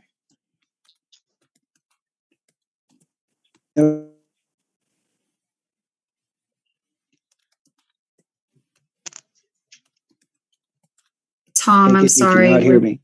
Yeah, is that you? I don't know. I hope so. There you are. Can you hear me? Yes. All right. Sorry about that. I have a new carrier, T-Mobile, and I'm on the road, so I apologize. First off, I wanted to say, Steve, I appreciate your gloves. I wish I could see them more on the screen. It adds to the lively conversation.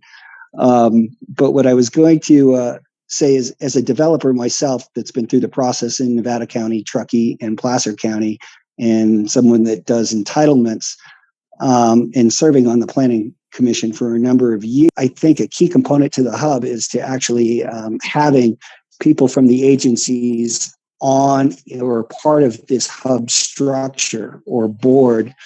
I'm not, in my experience, I'm not sure even if you bring a developer to the table or lead them to the water, that they're going to be able to drink or understand what's happening until the roadblock is typically at the counter or with the individual planning departments. And they're just following the general plan, development code policies, et cetera, to the line. And they have their own agenda. And if we're not all on the same page, we're going to continue to push those rocks or boulders up the hill. And it's a lot of money to spend for a lot of risk. And as a funder, until you have entitlements or permits, no one wants to take that capital risk or put money towards the entitlement process. And so I guess that was my larger point. Even if we have the hub, unless we have that ability to connect the dots with the various agencies and deciders, by the time it gets to a planning commission meeting or council meeting, there's too many variables in between. So to Mr. Porter's point, that oftentimes people show up at these meetings, when you're at the, fourth quarter, last down, to they.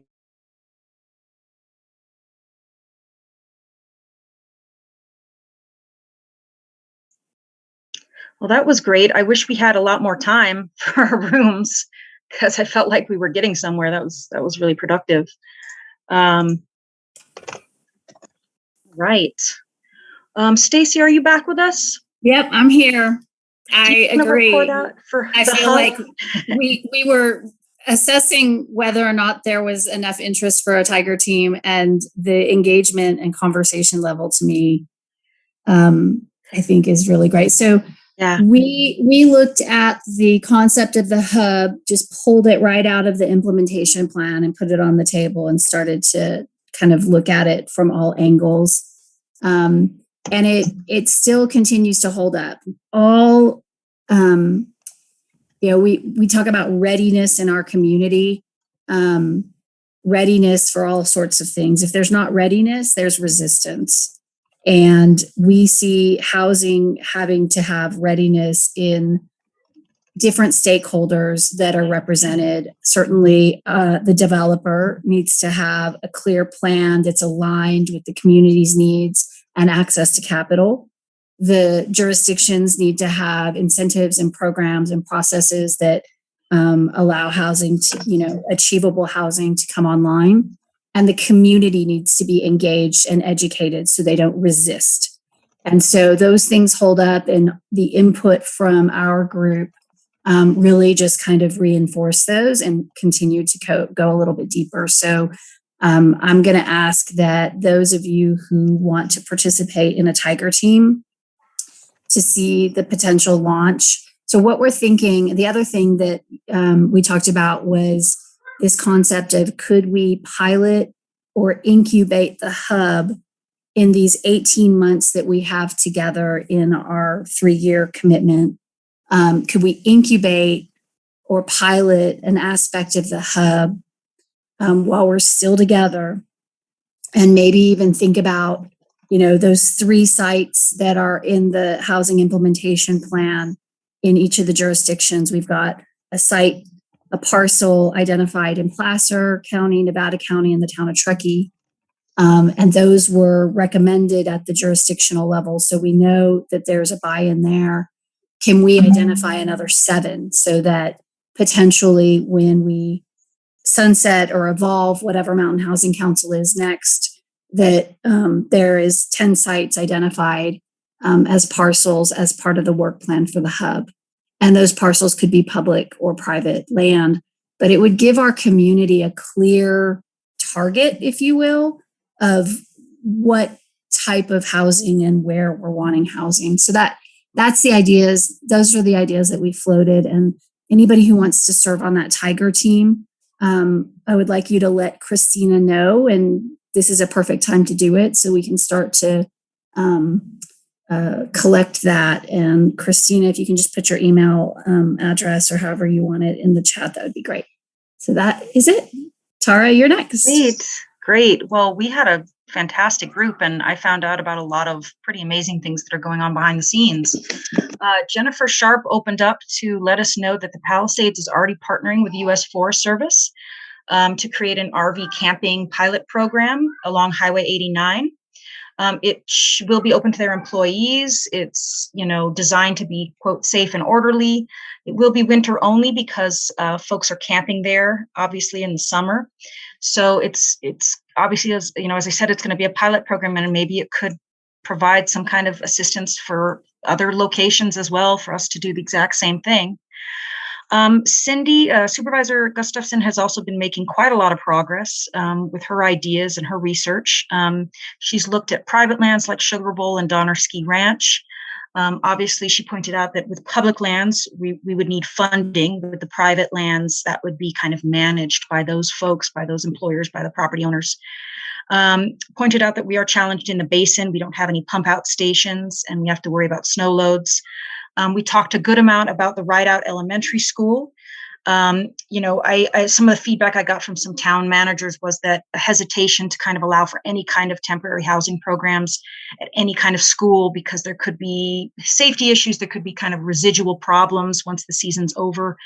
And as Supervisor Gustafson pointed out, though, that Rideout in particular is kind of a temporary classroom situation. And so there might be some potential to maybe move out some of those classrooms. She has a lot of history with that site and feels like it could house quite a lot of people in terms of a temporary community site. So that's pretty exciting. John Falk pointed out that there's a CCC group that has been meeting, that Hardy has been leading. It started out looking at high impact visitation periods, but morphed into kind of housing for both visitors and workforce. So I kind of just put everyone on the spot and asked about forming a dedicated group to getting this done. I think there's definitely some key folks that we need to include. Mike Dent pointed out that we do need to include a leader within the town, just because obviously that's kind of, that participation is going to be key. So without even asking people for their permission, I've already kind of have some ideal folks in mind that include Supervisor Gustafson, Emily Setzer, Mike Dent. Kathy, I know you're really strapped, but it would be great to include you as well, especially if North Tahoe Truckee Homeless Services is kind of an ideal applicant for some of the funds from the state that we identified. We also identified some programs during our call that maybe we could qualify for funding. I pasted the link within the chat box.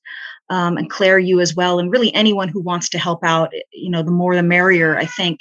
Obviously, we need the expertise, but we also need kind of the manpower as well to kind of get some of the work done. So that, especially so that it's not just Christina and I. So really productive group. Unfortunately, there were a few folks that wanted to speak and didn't get a chance to, including Emily and John, again, wanted to speak. But I think we've got at least a start on a group of people that maybe can get moving on this. It sounds like a few of them are already doing quite a lot behind the scenes. So it might just be a matter of kind of seeing how the pilot program goes and then exploring some private land options that Supervisor Gustafson has already identified, as well as Rideout Elementary School. So really good breakout session. Did I miss anything, guys? Anyone? Did I miss any thoughts, any ideas? I think Cindy had a clarification in the chat you might want to call attention to.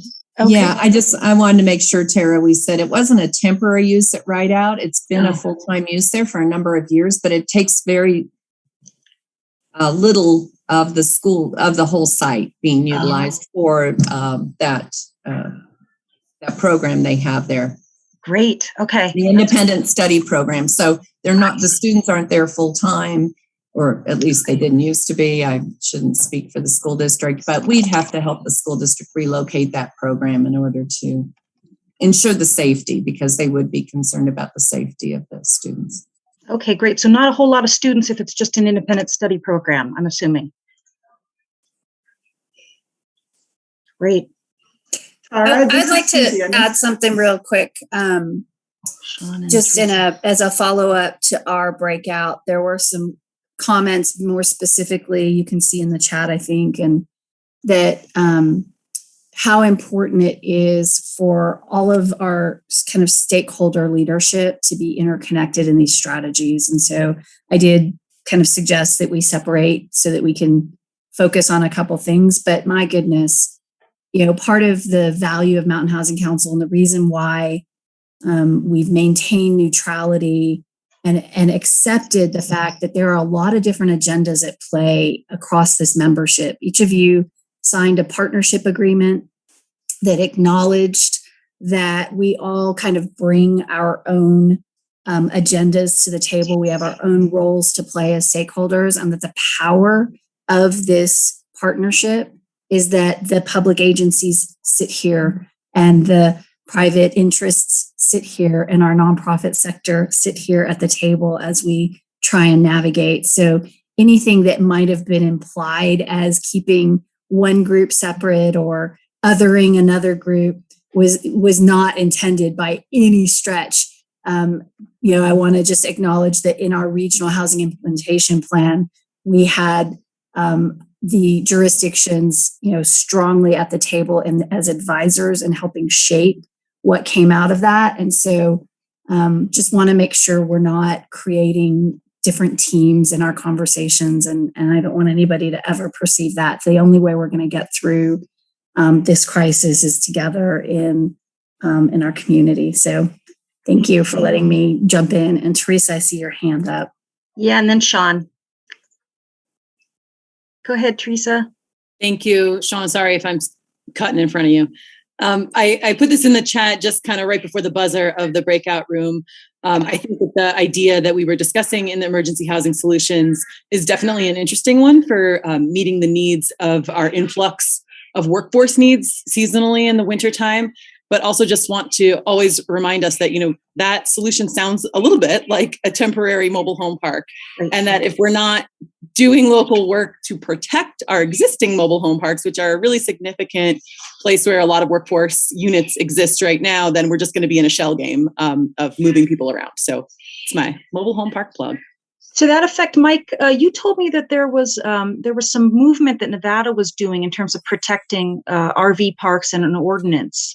Is there any update on that? Yeah. Yeah. So we've done a poll of there was in the county of Nevada, there's 15 mobile home parks or campgrounds that are in the county's jurisdiction, and we surveyed the 13 mobile home parks. The other two are like camping, like RV parks, and we have about 1,200 units total. We sent about 1,000 surveys out, received right around 200, have a draft report back from our contractor, and we're looking at it actually next week. Our plan is to take the options to the board. It's not an easy thing, to put in regulations. Usually it's a very litigious process. The state in our research said the easiest thing to do is to get the residents of the trailer park to buy the park from the owners and then become part owners in it. But that takes a lot of money and a lot of organization. There are services that the state to help with. So bottom line is, Tara, we do have the draft report and the survey results, everything you'd expect. Majority of the people, at least in Nevada County, that are in mobile home parks are seniors or on fixed income. I think the average space rent is just short of $800 a month. Some parks tack on other fees, some of them don't. And they're all getting, it's going up about 10% a year is what we're seeing on the initial dig through. So we're going to take this report to the board. I can let the group know. We can be late March, early April, and say, here's the survey results. Here's the consultant's recommendations. What do you want to do? Are we going to start an MOU type or a voluntary organization or do we go out and assess annual fees for each space and basically fund it, and how much staff is it going to take to operate that? It falls into co-compliance is what we're seeing, but it may end up staying in my shop too, because it is affordable housing. Wow. Great. Thank you, Mike. Yeah, and the plan is to share our process with the city jurisdictions and the town. A lot of them were waiting to see what we found before they tackled, because each jurisdiction has their own number of trailer mobile home parks inside the jurisdiction. Right. Awesome. Excellent. Thanks, Mike. Sean, you've had your hand up for a while.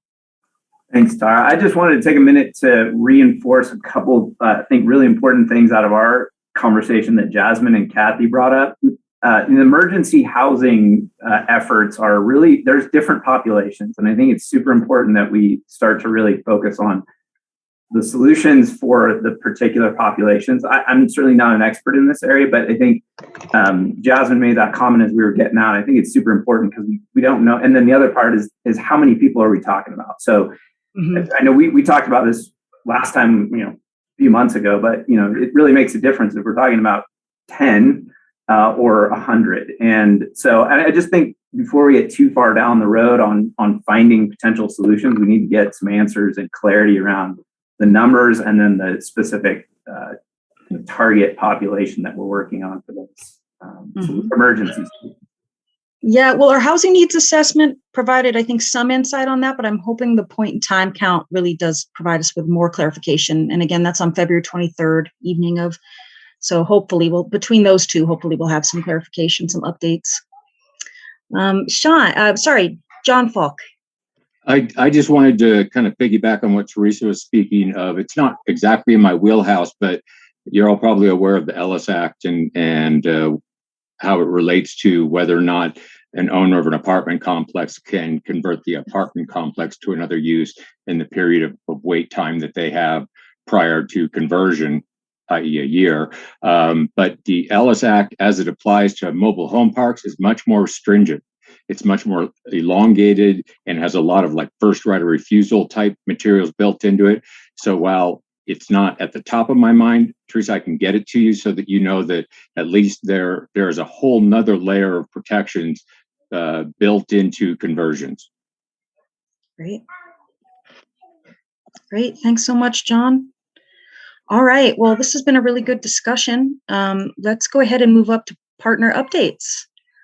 These are really, really important, everyone, just that we kind of get these regularly so that everyone's kind of coordinated and aligned and knows what's going on.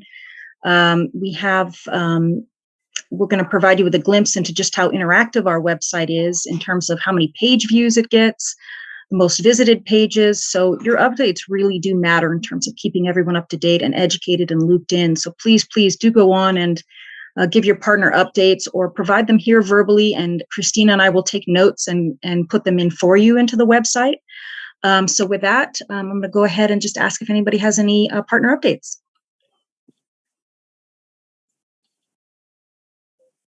Well, I'll start. The Pacific Crest Commons, the old CHP site, Jasmine and our team did a lot of work in getting the No Place Like Home application prepared with the developer, and it was submitted. So we're waiting to hear back, but that'll be about $2.6 million in additional funding for the project. And so when it comes to affordable housing, everybody, you guys probably know this, the more soft financing that you can and grant commitments that you can line up, the better your chances for tax credit allocation commission funding, which is the big money. Those are the tax credits. So it's good to see that, and hopefully this will be successful. And I just wanted to say I'm really happy to hear that the town's committed money, Martis Fund's committed money to this in Nevada County is probably our most viable affordable housing project right now. Great, thank you, Mike. Oh, also, can I add the Forest Service? The Tahoe is looking at putting camping restrictions on Highway 20. That's to the west of you guys, but it went to the Planning Commission yesterday, and this has been an ongoing effort to try to get rid of that dispersed camping that turns into permanent camping and protecting the environment and reducing fire. Okay, thanks. That's really helpful. Emily Setzer.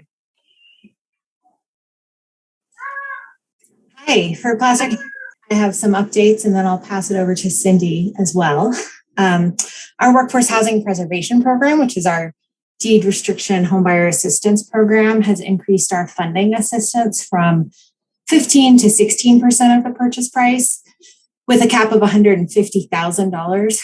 We have 13 qualified applicants in the program looking for homes, but the inventory is very low and the prices are very high. So we're hoping to see some changes come spring or summer. For Hopkins Village, which is that 40-unit for-sale development for households earning up to 180% of AMI, it's in Martis Valley. We have 10 units under contract right now, and that is increasing every month. And that should open this spring, summer. So I think we're all looking forward to, especially seeing some of those completed. So we have a concrete vision of it. Meadowview Place is across the street. That's a 56-unit affordable development for rentals.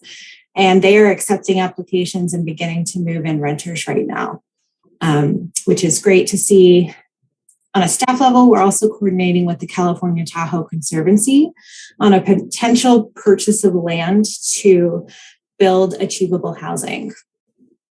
We are also working on some zoning text amendments to our Tahoe Basin Area Plan. Those are targeted at the economic sustainability of our town centers, and they do include housing updates. We anticipate bringing those to our board for approval by late summer, early fall. On ADUs, we've had 22 East Placer ADU permit applications come in, which is definitely an increase from what we've previously been seeing. And we've issued 10, and about a handful of those are in the basin. So that's improvement to see as well.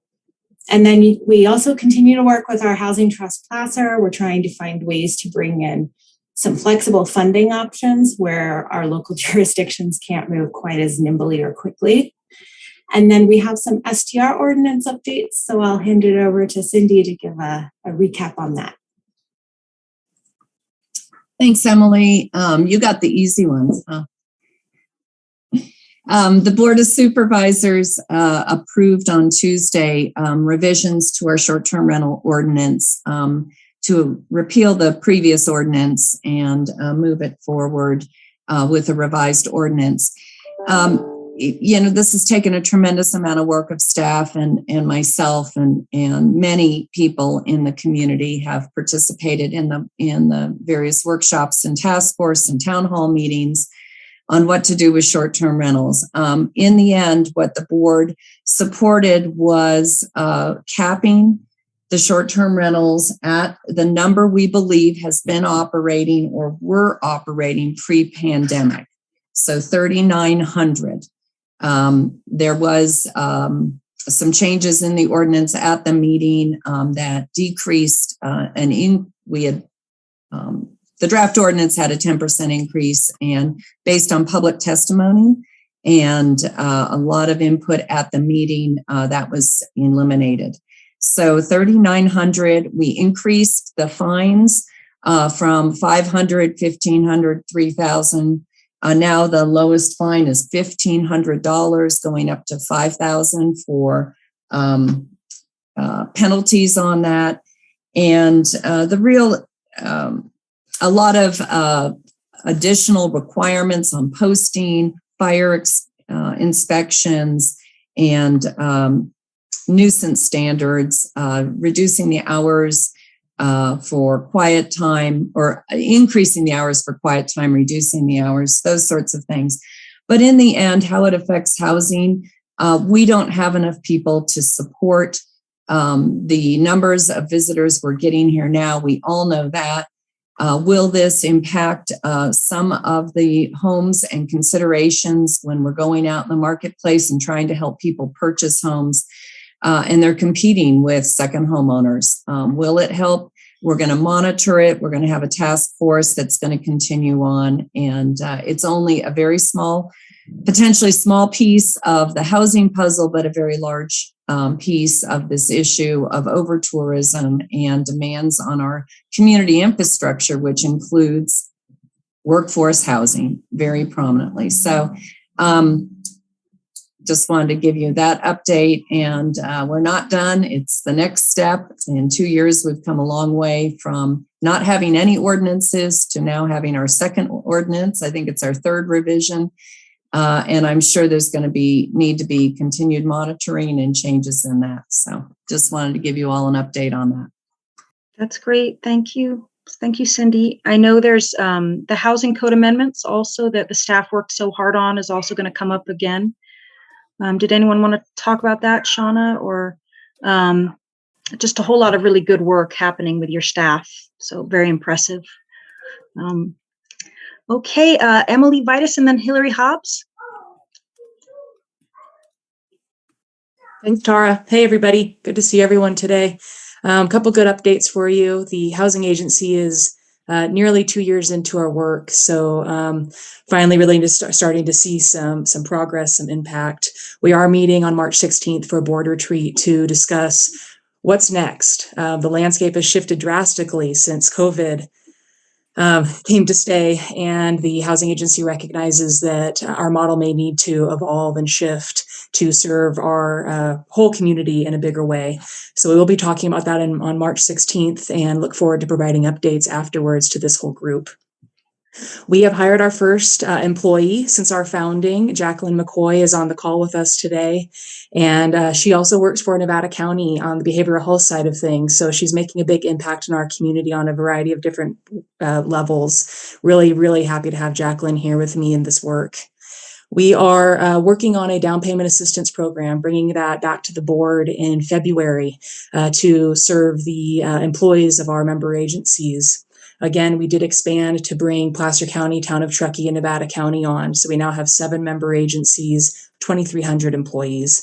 So on the down payment assistance program, it is an opt-in program. Our member agencies can choose to participate. What we're trying to do is create something that can almost be a layering on or an addition to the programs that our regional partners already have in place. Placer County's Workforce Housing Preservation Program, Town of Truckee's soon to come online below market rate program, and also continue to help our employees access housing. In November, we started a new long-term rental pilot program, similar to our work with Landing Locals over the last 2 years, but looking at the incentive model that the Town of Truckee has implemented and looking outside of the Town of Truckee for unlocking homes for our employees' use. However, when homes are not a fit or not accessed by employees, we are then opening them up to the general public. So really wanting to serve beyond just our employee base when we can. Additionally, we are continuing down the development pathway. A lot of conversations today have me thinking about, how challenging this work is, but how needed it is in this region. So continuing to look at school district-owned sites, the Forest Service site that we've shared with you all, and other publicly owned sites as it relates to development of workforce housing.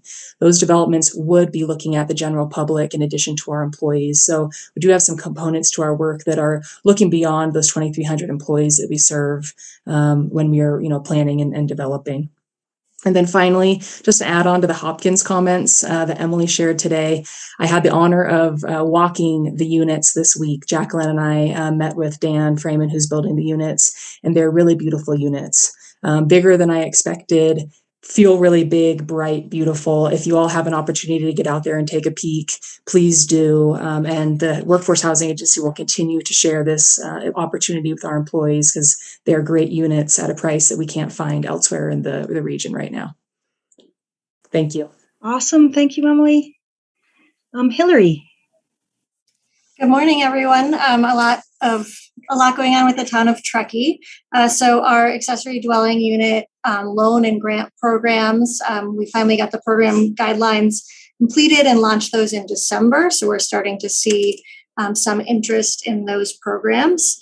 Our below market rate program, which is what we call our deed restriction program, I went to Town Council in December for feedback on the program concept developed by the working group. And we're working on finalizing guideline draft right now, which will go back to the working group and then to council. We don't have an exact date on that yet, but probably March, April timeframe, hoping to have that launched by this summer. In January, we had a couple big items in front of our town council. I'm excited to share that our council approved $1 million funding to support the Pacific Crest Commons project, as Mike Dent mentioned. As part of that, we also brought to our council a framework for considering funding requests from third parties for housing projects.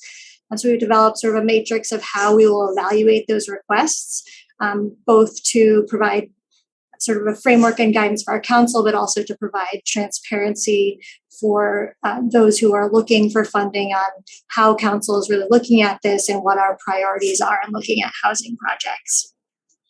And then also at that time, we considered the town's housing funding priorities.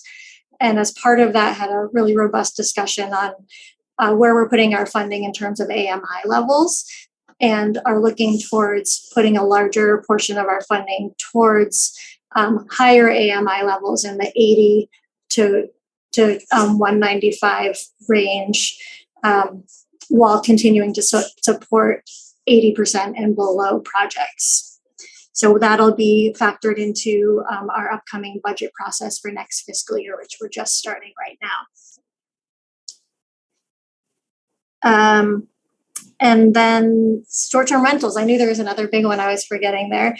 Just like Placer County, we have been hard at work on considering updates to our short-term rental program. We currently have a moratorium on short-term rentals, which is scheduled through June 15th, 2022.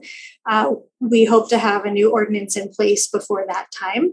So this fall, we convened a advisory committee that was working on short-term rentals and providing recommendations to town council on changes we can make specifically to address the availability and affordability of workforce housing. That committee came up with 3 recommendations, which we'll be sharing with council on February 8th.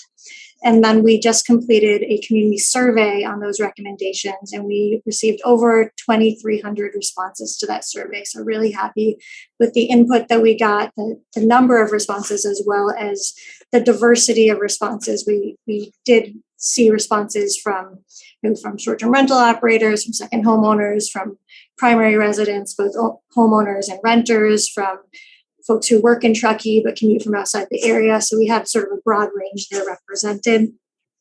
The 3 recommendations we're bringing to council are to establish a cap on the number of short-term rentals at or slightly less than the number that we have now, to establish a waiting period after the purchase of a home before it's eligible to register as a short-term rental. And that's really to help address purchasing for the primary purpose of investing, as well as to help address the affordability of homes, to sort of decouple the willingness to pay for a home from the potential revenue from short-term renting. And then the 3rd recommendation is to phase out short-term renting in multifamily units, either all multifamily units or at least some. So we may look at, or council may look at condos versus townhomes and whether we phase out in all of those units. And then finally, Shauna Doherty is moving on from the town. Her last day full-time was earlier this month, and she has agreed to stay on to help us with the transition part-time. So we're thankful for that.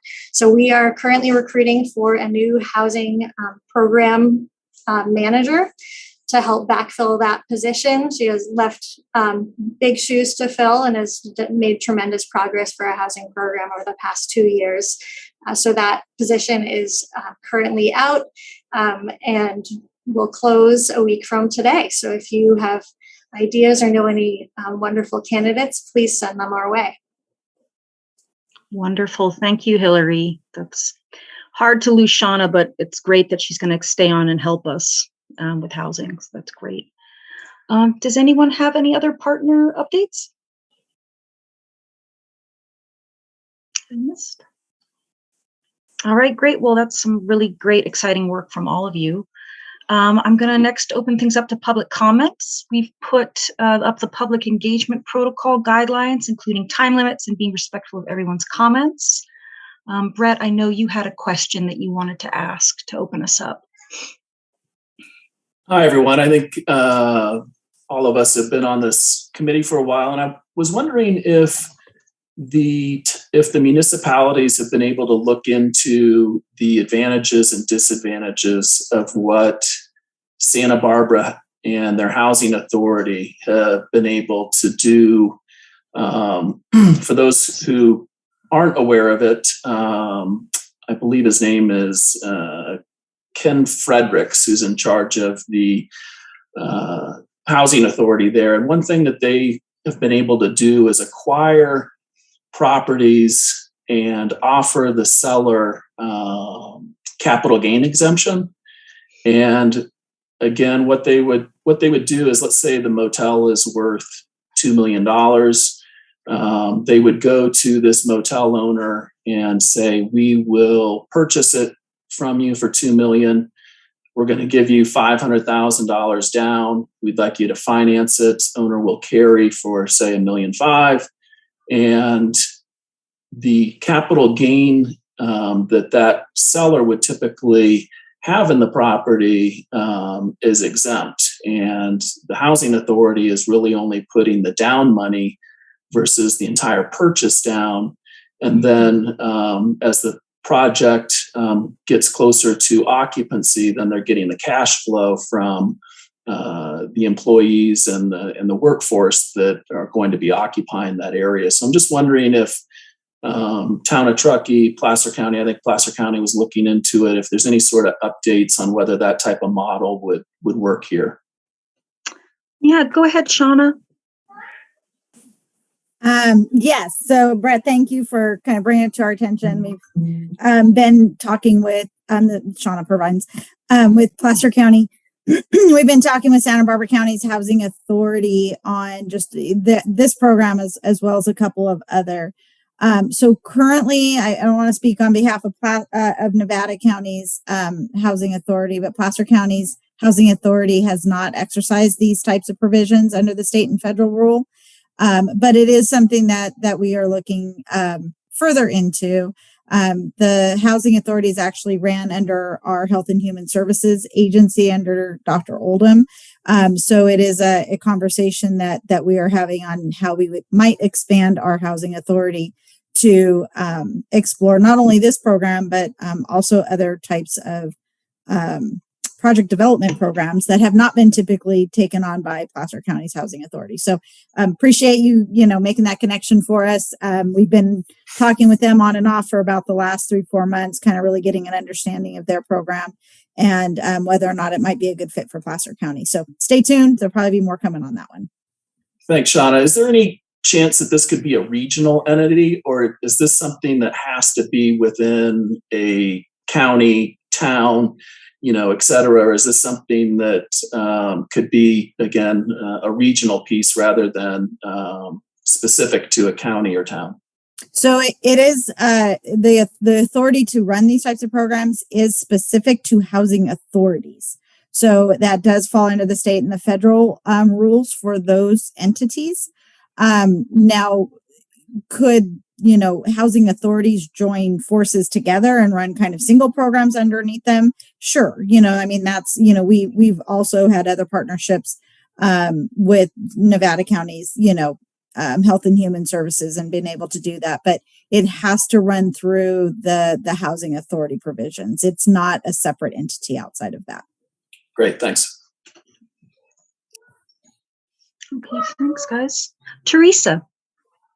Thanks. I probably should have said this during partner updates, but I've got a quarantined kid at home. So thanks for your flexibility. I just wanted to share that since the end of the eviction moratorium, we have definitely seen an uptick in requests, both for rental assistance and have been dealing with some eviction notices, 3-day notices, that sort of thing. It's been ticking up pretty consistently, a little dip in December, probably because of the holidays and the storms, but definitely feeling like we're seeing an upward trend there. And as we do every year, also seeing some folks, mobile home residents who sustain some damage to their mobile home and often need assistance, not only with the payment for the repairs, but some of the requirements of HCD in doing the repairs, getting plans and that sort of thing. So that's just a little snapshot of what we're seeing. Thank you. Thanks, Teresa. Any other public comments? All right. Well, thank you, everyone. Thank you so much for all of the great work that you're doing and your dedication to our collaborative and for being here at 8 a.m. on a Friday morning. Thanks for all your continuous hard work on this important issue and for the work you'll be doing over the next few months to help keep us moving forward. We'll see many of you over the next few months at working groups and other program meetings, but otherwise we will see all of you together at the next quarterly in April. Thank you so much and have a great weekend. Bye.